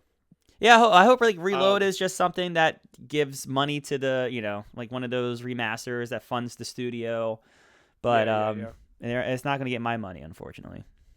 yeah. PlayStation. You mentioned before you're doing I'm beaching. there's I'm beaching. you're beaching, but there's also the potential for dust on a There is PlayStation. potential for I'm with you, this. dude. Yeah. Like my most played game on PlayStation this year was Silent Hill F with 15 hours. Um, like it, I did not touch that thing much outside of like Silent Hill, some other stuff here and there. I did sign up for PS Plus. I locked in it a year because they had like a 10th anniversary or 15th anniversary 40% off thing if you whatever. So I was like, yeah, why not? Um, and that's like let me jump into some other stuff I'd been putting off. There's some stuff on my like backlog that they ended up having that was nice. Um, couple things hit with PlayStation I wanted to call out. So one, there's rumors of a new console. I know. There's also a handheld option being rumored. I know. Are you interested in a PlayStation 6? Are you interested in a handheld PlayStation? There will have to be something real cool coming out day and date on a PlayStation, especially because it's going to be expensive as hell. Because we didn't talk about it for the Xbox, but both Xbox and PlayStation got price hikes on Yeah, their consoles. yes. And like judging by some comments made by Xbox executives, you can kind of read into it that whatever they're planning for the next Xbox is meant to be like a premium uh Yeah, gamers console. yeah, You know what I mean? So like I don't think it's going to be any less expensive. yeah. And like if you do the adjustment for inflation for every console and look at what they are this year, I found someone who'd done that math just because I was curious and wanted to look at it all. Like the stuff that we're doing now is more expensive than the LOL 599. Oh You know what I yeah. mean? Like we all laughed about that, but like this stuff is way more and like it could very much continue to climb. So yeah, with PS6, like dude, it seems We're too also in that soon. territory, in that cyclical territory where PlayStation has beaten the hell out of its competition, and you probably think they can get away with whatever. So Yeah, I that know. also scares me because It we've does. seen that side of Sony a couple times now. Yeah. Well, Um, the hope for me though, Marvel Rivals put out a PS4 version this year because of how popular the PS4 still is. What I talked about with Xbox is I still have the Xbox One upstairs. You know what I mean? And like it takes a bit longer to boot, but once I'm in, I was having a fine time to the point where I was like, should I pull my PS4 out and also put that in the living room just as a secondary like why not though? I could play PT. I mean, I'm gonna have to boot up that PS4 at some point this year for reasons we've discussed off air. I'm curious to see how it runs, but we'll see. Yeah, I know. But even my point being, I think even if a PS6 drops in a Yeah, I agree with you few there. calendar years, I think it would be like a tier thing. I do think they'll put some kind of exclusive, but I think you're going to get the same thing you got for PS5, where it was a remake of a game and a very small sequel, and in the scheme of things, not a very consequential one in the franchise as like launch yeah. items, and then it might be a lot of like crickets until I don't know. I Like mean, dude, I've been less and less enthused with all of these first party outputs as the years have gone on. So like, and there's nothing that's like, oh man, I gotta play this day one. Um, again, it would depend on the exclusive. I think I'm more inclined by the PlayStation exclusive opportunities, I potential agree. Yeah, yeah, than yeah. the Xbox ones. But like, if again, it's very hard for me to say that Xbox pulls out a Halo because I know it's not going to be exclusive. I'm just going to be able to play it here, and it's probably going to be cross-play, and I can still play with you if you needed to go to Xbox or something like that. PlayStation, they do play that card still. It's not day and date here. They do. Yeah, you're And right. like, You're right. if they say the word Bloodborne 2, man, it's going to be tough to not want to play that day one. I can't think of That's another fair. game that they could do that with, but there are like a small There's a handful. handful that I would be like, fuck, I gotta buy a PlayStation 6 now. Yeah. Yeah, and that's the tricky part is whether or not they do that. Speaking of games, Marathon got delayed from them. Um, I'm still I saw the same thing you oddly saw, attracted like to I it. am too. Wait, you're into it?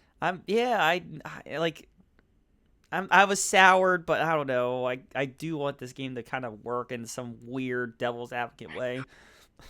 No. We All might be right, the only good. two Then people we'll. playing it. That's fine. That's fine. Like it's $40. It's not the end of the world. What they did release this year, PlayStation, was MLB The Show 25, Death Stranding 2 on the Beach, Lost Soul Aside. They published Midnight Murder Club. They published, which I had to look up because did. I didn't realize they I published think that. I that's know what it is. It's one of those party game things, right? Who done yeah. it? Yep, yep, yep. Ghost of Yote, and then they ported. Days Gone got a remaster on PS5, and then Spider-Man 2 at Marvel's Spider-Man 2, and The Last of Us Part 2 remastered went to PC, and Helldivers 2 went to Xbox Series X and S.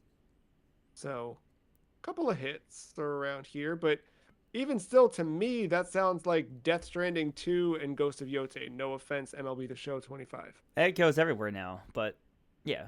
Yeah, but Uh, like no, I agree with you. that's That's Yote and Death Stranding. those are the hits. I feel like Xbox had a stronger lineup in terms of like Avowed, South of Midnight, Keeper, Outer Worlds 2. If I'm kind of like skipping Ninja Gaiden 4, like Doom. Doom, like Doom. Yeah. there's that was good output overall compared to essentially two games. And you didn't. You said Avowed as the new game, but Xbox also published the It came out right next to Avowed, unfortunately for that game. The Oh, Oblivion. Oblivion remake or remaster or whatever Yeah, the hell. Yeah, that yeah, yeah, that game yeah. that was big. That was big, not for me or necessarily No, you, that's a but good point. I forgot about that. Yeah, it hit. yeah. But that So one kind of came and went too. it did, but I think it had more staying power than Avowed did. But that Yeah, also came out like Expedition 33 was headlines. And let's not forget, I played it on Xbox because I had Game Pass, and it came out yeah, day one on Game Pass. So Game Pass still has value. I just can't defend the monthly rate on it yeah. It's a at the lot. moment. It's At a the lot. moment, PlayStation overall, how you feeling? like I said, I they could name something tomorrow in January that I'd be like, "Fuck, yep, I'm turning on my PlayStation for it." And then there's gonna be months where I don't turn it on at all. Yeah, It's yeah. I mean, still I'm looking for like the but console experience though. That is the one like for me. Like I will buy Resident Evil 9 on PlayStation.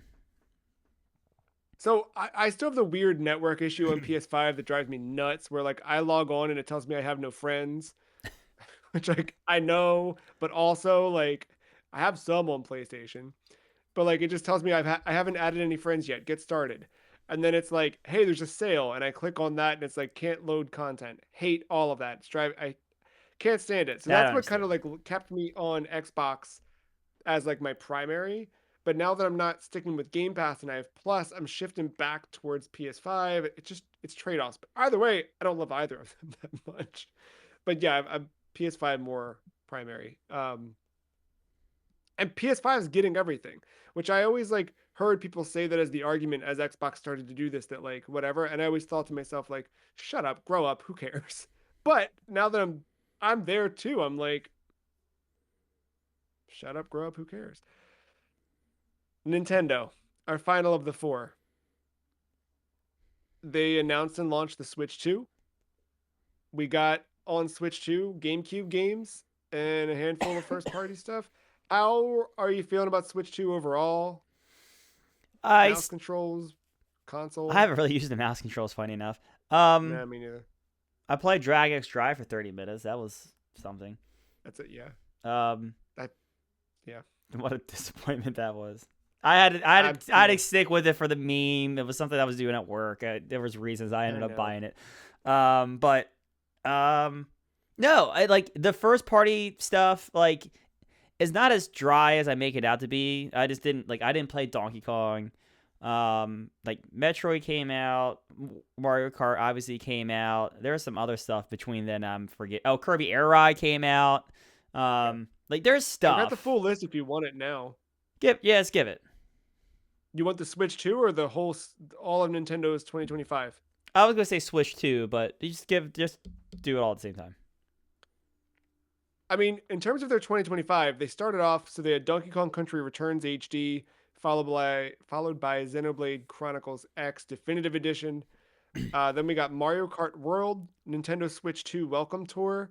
We got The Legend of Zelda Breath of the Wild and The Legend of Zelda Tears of the Kingdom Switch 2 editions, Donkey Kong Bonanza, Super Mario Party Jamboree Switch 2 edition, Kirby and the Forgotten World Switch 2 edition, and both of those had DLC on top of those. Drag and Drive is, I think, how that's pronounced. No. Drag X Drive. Super Mario Galaxy and Super Mario Galaxy 2 dropped in October, which I know is like they're ports, but they did have some cool enhancements on Switch 2 if you play there. Pokemon Legends ZA, Hyrule Warriors, Age of Imprisonment, Kirby Air Riders, and Metroid Prime 4 Beyond. They had a pretty stacked year. Yeah, Plus, it's I mean, you add in the GameCube games to backwards compatibility stuff on Switch 2. Pretty good.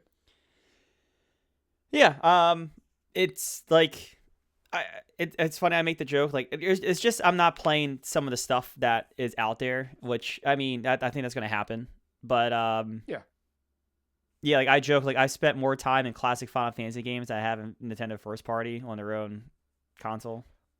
I mean, dude, I think the thing I'd have to actually like double check the time thing because now Nintendo did finally release the way to look at our stats.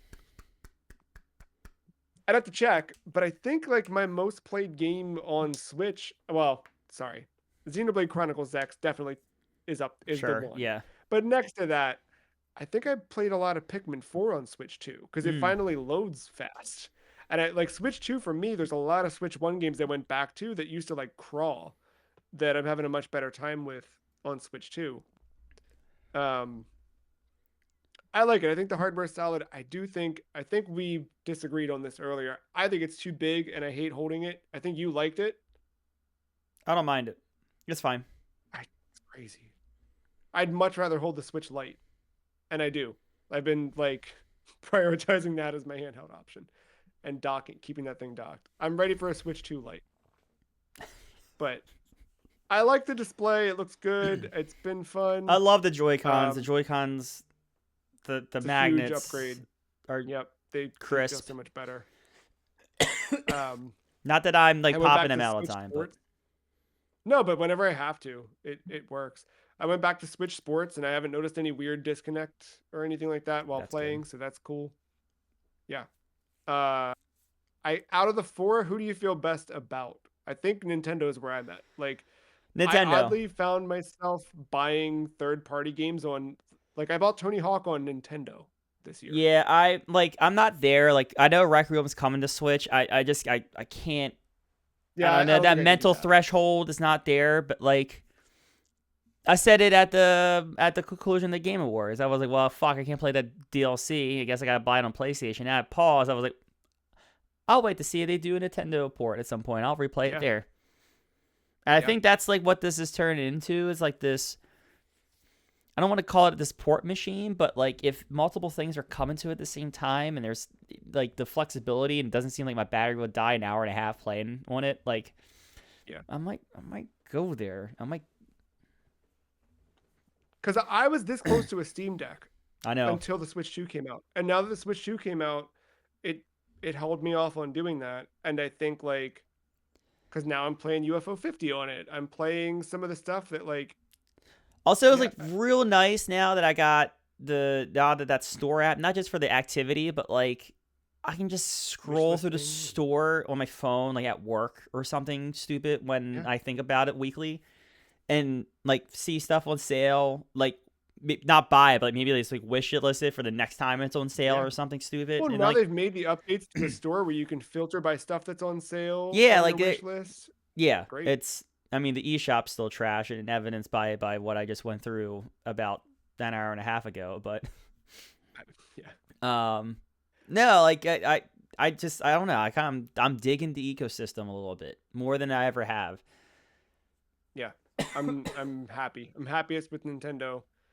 I think it's like Nintendo, Steam, PlayStation, Xbox for me right now. Oh, sorry, if we throw Steam into it, probably that's the leader for me. But Yeah, yeah, fair. of the traditional consoles, Nintendo is Yeah. champion. Yeah, I agree. Maybe I do go Resident Evil. We'll see. That PlayStation Network stuff really That would piss me off too. it drives me nuts, dude. Like where it's like just dead icons on the dashboard and stuff like that. Like I hate it so much. Um all right. Couple headlines. We don't have to spend too long on these. Just I'm going to call Well, them it's out and we sad. can So comment. Yeah, I know. Warner Brothers closes Monolith Productions Player First Games and WB Games San Diego, with it canceling Wonder Woman, but also shutting down Multiversus. Um, well, dot on this story because Warner Brothers is about to be sold. yeah. So Um, seems like right now Netflix is gonna buy them, but who yeah, as of knows? recording, they denied the Paramount hostile takeover, which was the scary Yeah, one. yeah. So I guess the lesser of two evils. I guess. Yeah, it's still I don't know, but I think from the Netflix side, they don't care about the game side. So I don't know what's going to happen with Or they've any of. tried it. I don't know. They've tried their own stuff before. I'm curious how much they care because they tried it and didn't like quite And it work. didn't hit. Yeah, yeah, Yeah. yeah. They haven't done the rate. We'll see. And good news, Game Informer returned. We We talked about actually that earlier in the and we year. used this too to our We advantage for an used it episode. last week or 2 weeks 2 ago. Yeah. weeks. Yeah. So go check that out. Ubisoft formed Vantage Studios with Tencent and moved Assassin's Creed and Far Cry and some other key franchises beneath it. I don't know. Ubisoft's in a weird spot. I'm tired of predicting it. I won't throw it in my predictions for 2026, but like they're still on life Yeah. support in terms of like their stock price and the index there and all that stuff. It's bizarre. It's very bizarre.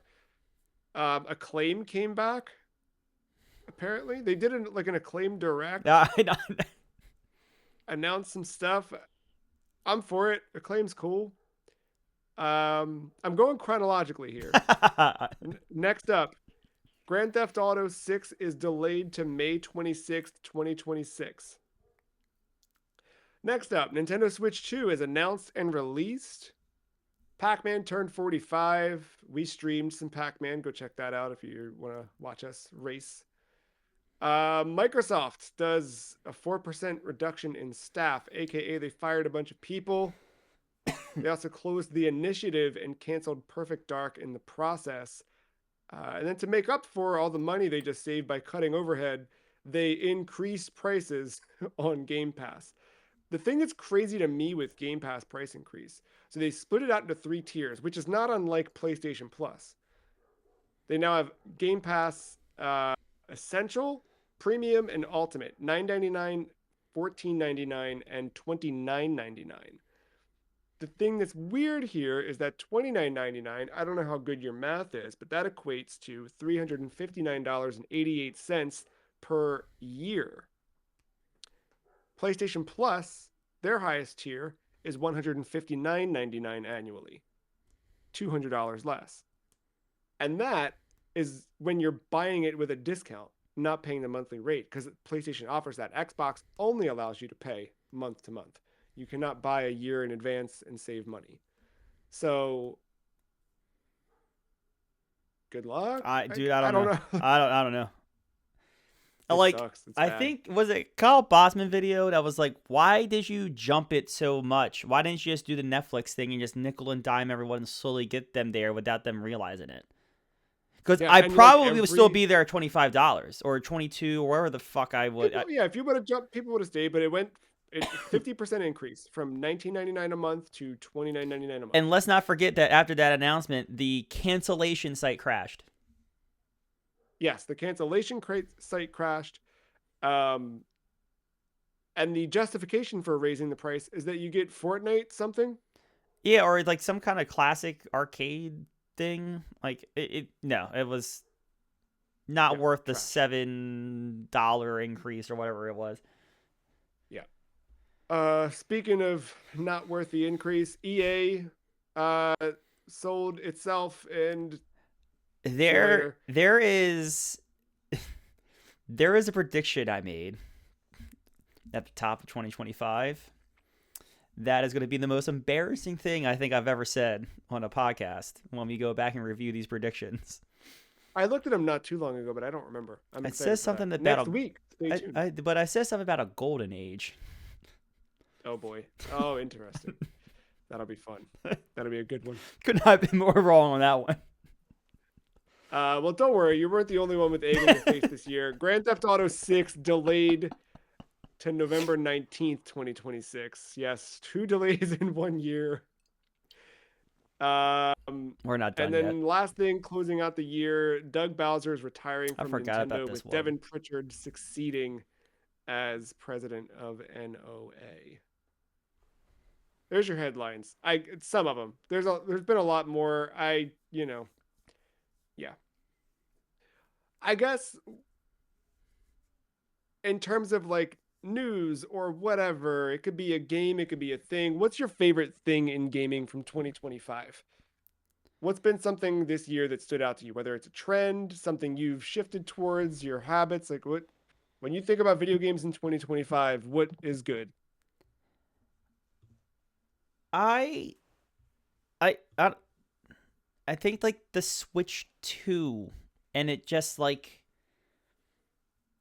being solid. I know there was like stuff about the price and the $80 Mario Kart World, but like it kind of shook that and is slowly becoming the silent beast. I did see a tweet right before this that was like, oh, of course Switch 2, they don't have the year-over-year data, but you know, it sold well. But like as they're selling their units, Xbox is down 89% on console sales, and like PlayStation was down like 40-something%. Right. Part of that being, like you said, PlayStation 5, and by also result, Xbox Series is also a 5-year-old console. But the price increase did not help any of this stuff. No. And like, PlayStation had a PlayStation Pro come out. Yes. Was that this year or last year? It might have been last year. But still. I can't remember. But yeah. No, it's not great. And like Switch 2 just it nailed it. It's good. It's like where I want to play for the most part. I spent the most time I think this year playing on Switch 2. I bought Sonic on Switch 2. Like I've done a lot of my time on that. I'll add one more thing. Yeah. Expedition 33, not because of the game itself, but like small, like an indie dev just blew it away with a AAA game. Yeah. And I'm hoping we go back to like this style RPG, because Final Fantasy, for what it is, like I enjoy 16, I enjoyed 15 to an extent. Yeah. Final Fantasy's moving away from it. I feel like some of these core series are moving away from the traditional turn-based stuff. I'm hoping there's like, it doesn't need to be Final Fantasy, but like just like this reaction to the market in RPGs where like the turn-based stuff, like let's bring that back where there's no grid. I don't want the grid. That's Yeah. Fire No. No. Emblem. No. I don't need the grid. I Yes. just want the Yeah. No. No. turn-based stuff. Yeah.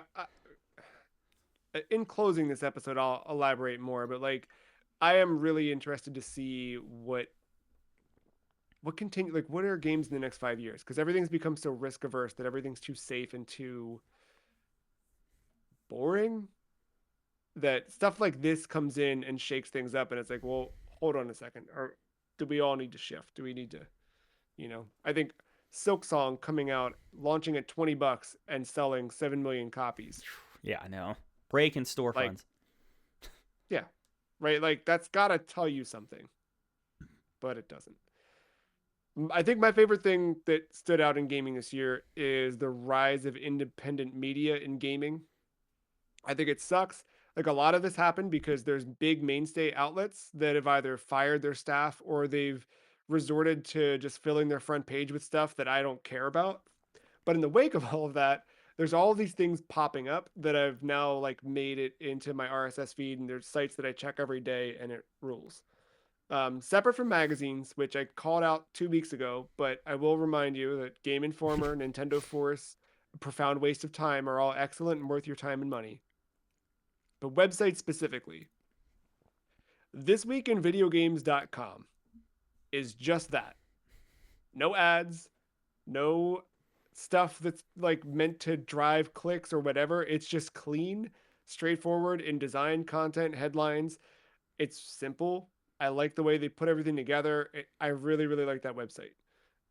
They have a paid option, and that gives you access to like reviews and deeper stuff. But like, if you just want news, thisweekinvideogames.com, it's good, straightforward news. Designroom.site is Matt Leone, formerly of Polygon. So if you ever read stuff like the oral history of Final Fantasy VII or some of the other ones, that's all the stuff that Matt Leone used to do at Polygon and is now doing it on his own website. Again, no ads, no trash, no garbage. Designroom.site. Um, just going really deep into things and like uncovering secrets, doing interviews, talking to people. It's been fascinating so far. Did a deep dive on Rez, and there's a whole bit in there talking to Mitsuguchi and Mark McDonald from Enhance, and just saying like, you guys made Area X and called it a prequel to something, but like when Luminous got announced, cool, but also what's Yeah. it a prequel to? So they dive deep into that stuff. And then finally, the last one I jotted down here is NoClip 2, a new channel from NoClip designed to cover video games and give spotlight to other video games. So they're the ones like digging through demos and games and trying to highlight and feature things. Um, the way that NoClip has gone backwards through video game history and tried to figure out and document all of these things, and I think has done a great job over the last almost 10 years at building like a deep historical look at how things were made. This one's meant to look at like what's good now and what's coming in the future. Um, and it's been a lot of fun to watch that. Played a lot of games now in the last couple of months since NoClip 2 launched, just because of NoClip 2. Um, that's what's good in 2025. Let's close out with some awards. And this is really, The Kayleys we did too. this last year. Yeah, exactly. We did this last year, just sort of loose, like, peaks. What game? You know what? Actually, I'm going to start with, what was your biggest disappointment? Because Me- I'd rather open on something low and then close high. Metro Prime 4. Yeah, Metroid Prime 4 is just, It's like fine. It's not a bad game, but it's just fine for a no, but Metroid like game. dude, the scanning gives you nothing. Like, I'm not learning anything about the world. I feel like most of that game, I'm just like walk into rooms, scan everything that I haven't scanned before, and then shoot things until they're dead. And then what's the puzzle? Okay, I got. it's just empty. It just made me feel nothing other than like, okay, am I done yet? Okay, next. Okay, am I done yet? Like you pointed out last week when we were hanging out on Discord watching the Game Awards or whatever that was, but like the dungeons are good. They feel great when you're in it and like moving through them, but everything else around them, huge letdown. Yeah. I liked Other M more than Prime 4, Yeah. I mean, you that's know? kind of what we were hinting at last week. We were saying, like, did Other M get a bump in our Yeah. competition thing? Because Yeah. no, I like Because Prime 4 I was know so like moment to rough. moment I had a better time in Other M. Like I remember that Yeah. vividly. Like yeah, sure the Well, cutscenes are corny, but like I don't know, it's fine. at least Samus responds when she's spoken to instead of just Yeah, I, hate it. Like this at the beginning reminded me a lot of Prime 3, but I liked Prime 3 a lot. This did not end up like Prime 3 for me. Um I am also, as much as I'm still playing it and liking it, Sonic Racing Cross Worlds really let me down. I was really mm, hoping that that game would be Cross Worlds and not, like, hey, here's a bunch of Viacom license, like, you know what I mean? Like they yeah. SpongeBob, Ninja Turtles, Avatar, like all jammed in here, plus Minecraft, Pac-Man, and Mega Man. Like, come on,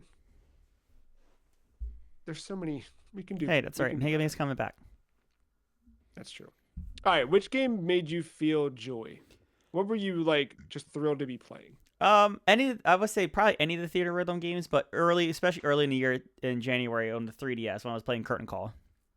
Um, I just like. That's I mean, fun. there's obviously frustrating songs like that are hard and you fail, but like the Final Fantasy music always bangers, and Yeah. I like rhythm games. They're fun, and yeah, no, I was having a good time with Curtain Call when I was really deep in it earlier in the year. Yeah, I love that. I love that game a lot. Um Skate Story has been that for a lot, but I'm gonna shout out Katamari Damacy Rolling Live. This is the one on iOS that launched exclusive to Apple Arcade.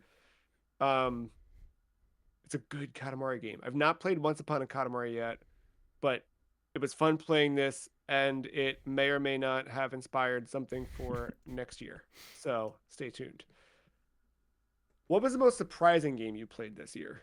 I got two answers. One's the obvious one, Expedition 33. Like I was expecting that game. I was ready for that game to come out. It was when like the 10 out of 10 started hitting. Like I said, I already talked about this, but yeah, actually playing through the game, I did not expect like the game of the year candidate that I saw Yeah, the yeah, trailer at the TGA's that previous December.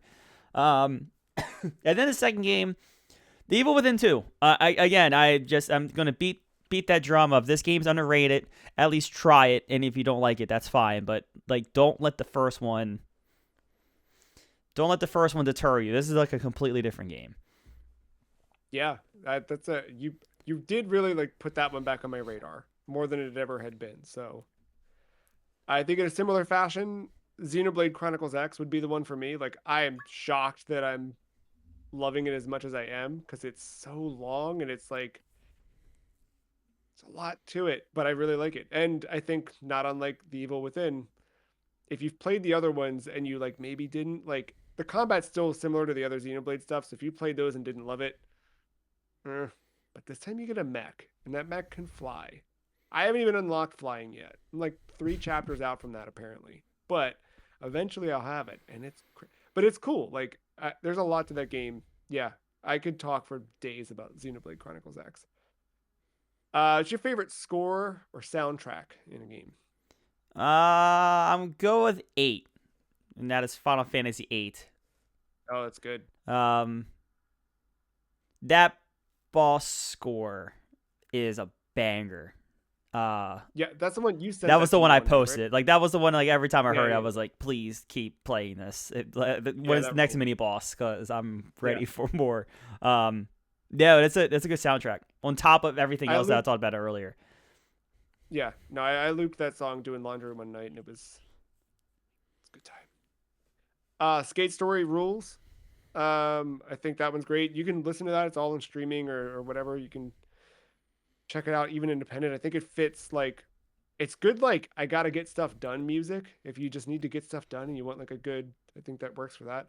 But also Luminous Arise has a super obviously super killer soundtrack. Favorite DLC or expansion? I cheat it. Final Fantasy X Magic Gathering. That's a good no, that's not cheating. That fits. I didn't even think of that. I agree. That was really fun. That was a good time.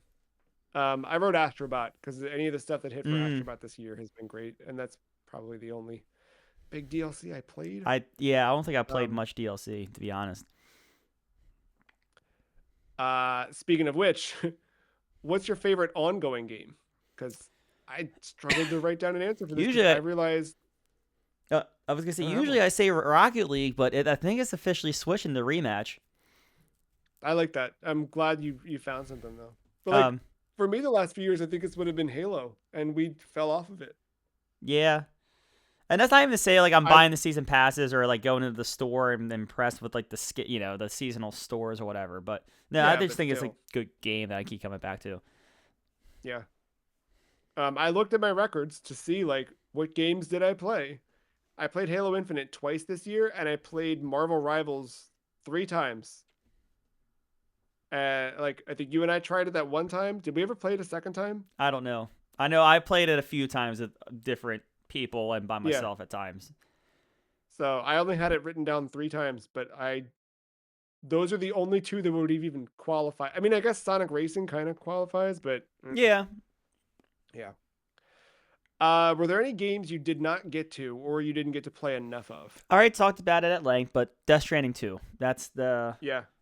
that's the one where like again, not this. I think Expedition 33 is like a 10 out of 10. So it'd be very hard for me to convince me otherwise. And it came out of left field, which is always nice for expectations. But like, Yeah. if I beat this game and it is like kind of on pace to what it's be, like it I don't know if it changes, but it at least the conversation becomes more interesting for me all of a sudden.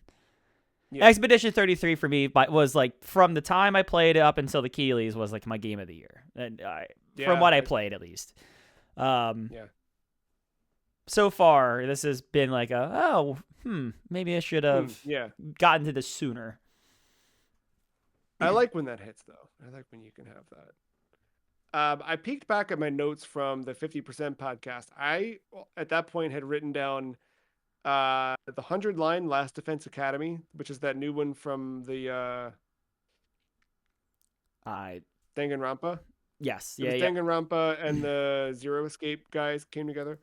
I wrote down the Midnight Walk, which I did play, and then I had Elden Ring Night Rain written down because I was weirdly like curious about that at that time. I don't know how I feel about that, but the ones I wrote down this time around that I did not get to play that I want to. I obviously want to play more Tokyo Extreme Racer once it's on console. Um, the I forget I talked about it last week.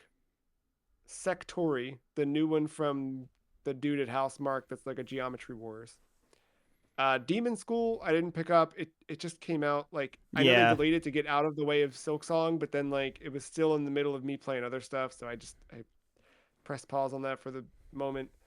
Um, there's a game called Pool Stay that came out earlier in the year by a developer named Nito Soji. He's a Japanese developer who has been making this game for years.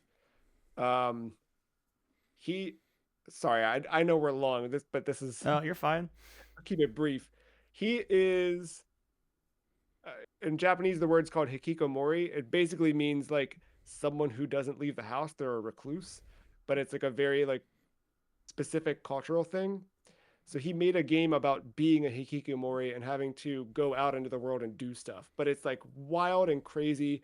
I think his like personality is really fun. I've watched a lot of his streams and stuff, of like dev streams and Q&A. Like he's really cool, and I think he's got like an interesting mind. And I think this game looks really really neat. I've been following it for years, and it finally launched this year, and I just never picked it up. I think it's PC. Like I think it's Windows only, which is like what why I didn't like jump at it right away. Right. But yeah, super cool. I really really recommend checking out Pool Stay if you're interested in like Like it feels to me, it's not like Katamari at all, but like think about the way that like Katamari is an idea where you see it and you're like, Yeah, oh my, yeah, how yeah. did? It's one of those where you're like, how did anybody even? It's cool. Um, another one, another Japanese developer. It's called Oo, I think. It's O with the umlaut and then OO. It's from the developer of a game called Electhead. It's his new game, came out on Steam earlier this year. I'm hoping it gets ported to Switch. Electhead got ported to Switch. Just a like really straightforward puzzle game. It looks cool. I'm looking at my okay, last one. It's called Tetris the Grandmaster 4 Oh, this boy. Absolute Eye. Again, another Windows only release that I'm like, please. But yeah, I need it.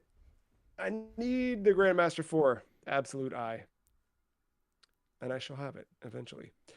All right. That's 2025. What are you thinking like going into 2026? Last thought as we kind of close this out. Like, what do you want to put into 2026? I don't know. Good news. Yeah, that'd be nice for a change. um.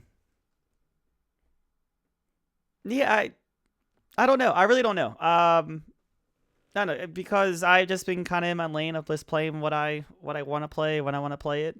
It makes me miss some Yeah. stuff, but it is what it is. I've come to terms with that a while ago. Yeah. Um, but no, I would like some good news that I read on a monthly basis instead of like the one fucking needle in a haystack that we get. Yeah. Yeah, it's a rarity. Looking at those headlines from just video games alone were enough. But um there was some fun this year. Some good movies, good albums, good games. Oh, I haven't looked at my Apple Um Music. I wonder if Final Fantasy dominated again. We'll have to see. Stay tuned. I started using the title song from Final Fantasy 1 as my alarm, and it works like a charm. I've been like up every day first thing. It's loud, it's annoying, gets me right up. But now for the last like 4 months my Apple Music thinks that that's my number one most played song because it goes off every day. I had like I've been using it for like 3 or 4 months and now I have like 90 something plays and it's like this is your top song of Yep, the year there it and I'm is. like fool. For me, I kind of alluded to it before, but I'm bored, man. I'm bored by these big games that cost $70. Prime 4 felt like an obligation. Donkey Kong Bonanza was I grew tired of it. I know why people love it and why a bunch of people are going to say it's their game of the year. I get it. I left Doom the Dark Ages. I again like I understand. I didn't click. I don't know. But I think in the wake of everything like becoming so risk averse, not that either like any of the ones I just said were being risk averse or like not taking risks because I think that they did that in their own way. It just like kind of like a couple of these games I like ran to even Silent Hill F, which I liked a lot. I did feel that initial like, why did I spend $70 right now?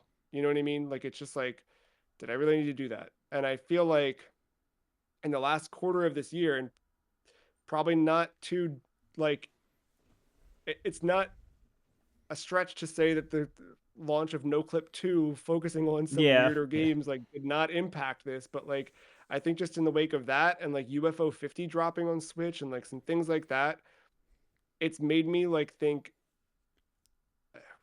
what else is also like this shift like I talked about it last week. Next year half of my games are all PS1 games because I'm missing that like high production but weird, like doing weird stuff. Like PS1 was like state of the art, but also like baffling nonsense of games that were just yeah, bizarre and trying new things. So I've been shifting more towards indie anyway. Um and it's nothing new that like most of the innovation happens there, but I Yeah. kind of just like I was repeatedly reminded of that the further on this year went, right? And like even if it's something big like Expedition that happened where like it's technically that's an indie game, right? But like Yeah. there's just interesting things happening in those spaces where the big pillars are not hitting anymore the same way for me. Um And I don't, that's where to me, like Steam is the most interesting. Outside of like Nintendo's, I think, killing it. But I do think like Steam Machine, Steam Deck might be something that like is worth it for me because I can chase some of that more weird stuff that Yeah, doesn't always hit console. So we'll see. But overall, I had fun playing video games this year. I did too. Yeah, we played a lot of them. And we've done a lot of podcasts, 52 of them. I think at the top of the show, I said that our season finale last year was 592, meant 590. So correction for that. Feel free not to write in. But if you'd like to write in, podcast at thefreecheese.com is where you can do that. That's it for 2025. Next year, next week, starts season 14. So we will go over a lot of stuff. We'll look at our predictions we made in 2025 and see what we got right and wrong. We'll make some new predictions for 2026, which I'm always eager to see The what best you episode of landed the year. on. And we will we'll look at a bit of kind of what we've got planned for Yes. Yes. the year. We won't go like all the way in with everything, but you'll know at least like the first wave of games that we'll be playing for the podcast in 2026. So come back and hang out with us then. If you've been hanging out this whole time, thank you very much. Thanks for hanging out, watching streams this year, listening, watching, whatever you've been doing. Appreciate it, and we appreciate you. Thank you, Matt, for Thank making all you. this come together. And we'll see you next time. Bye.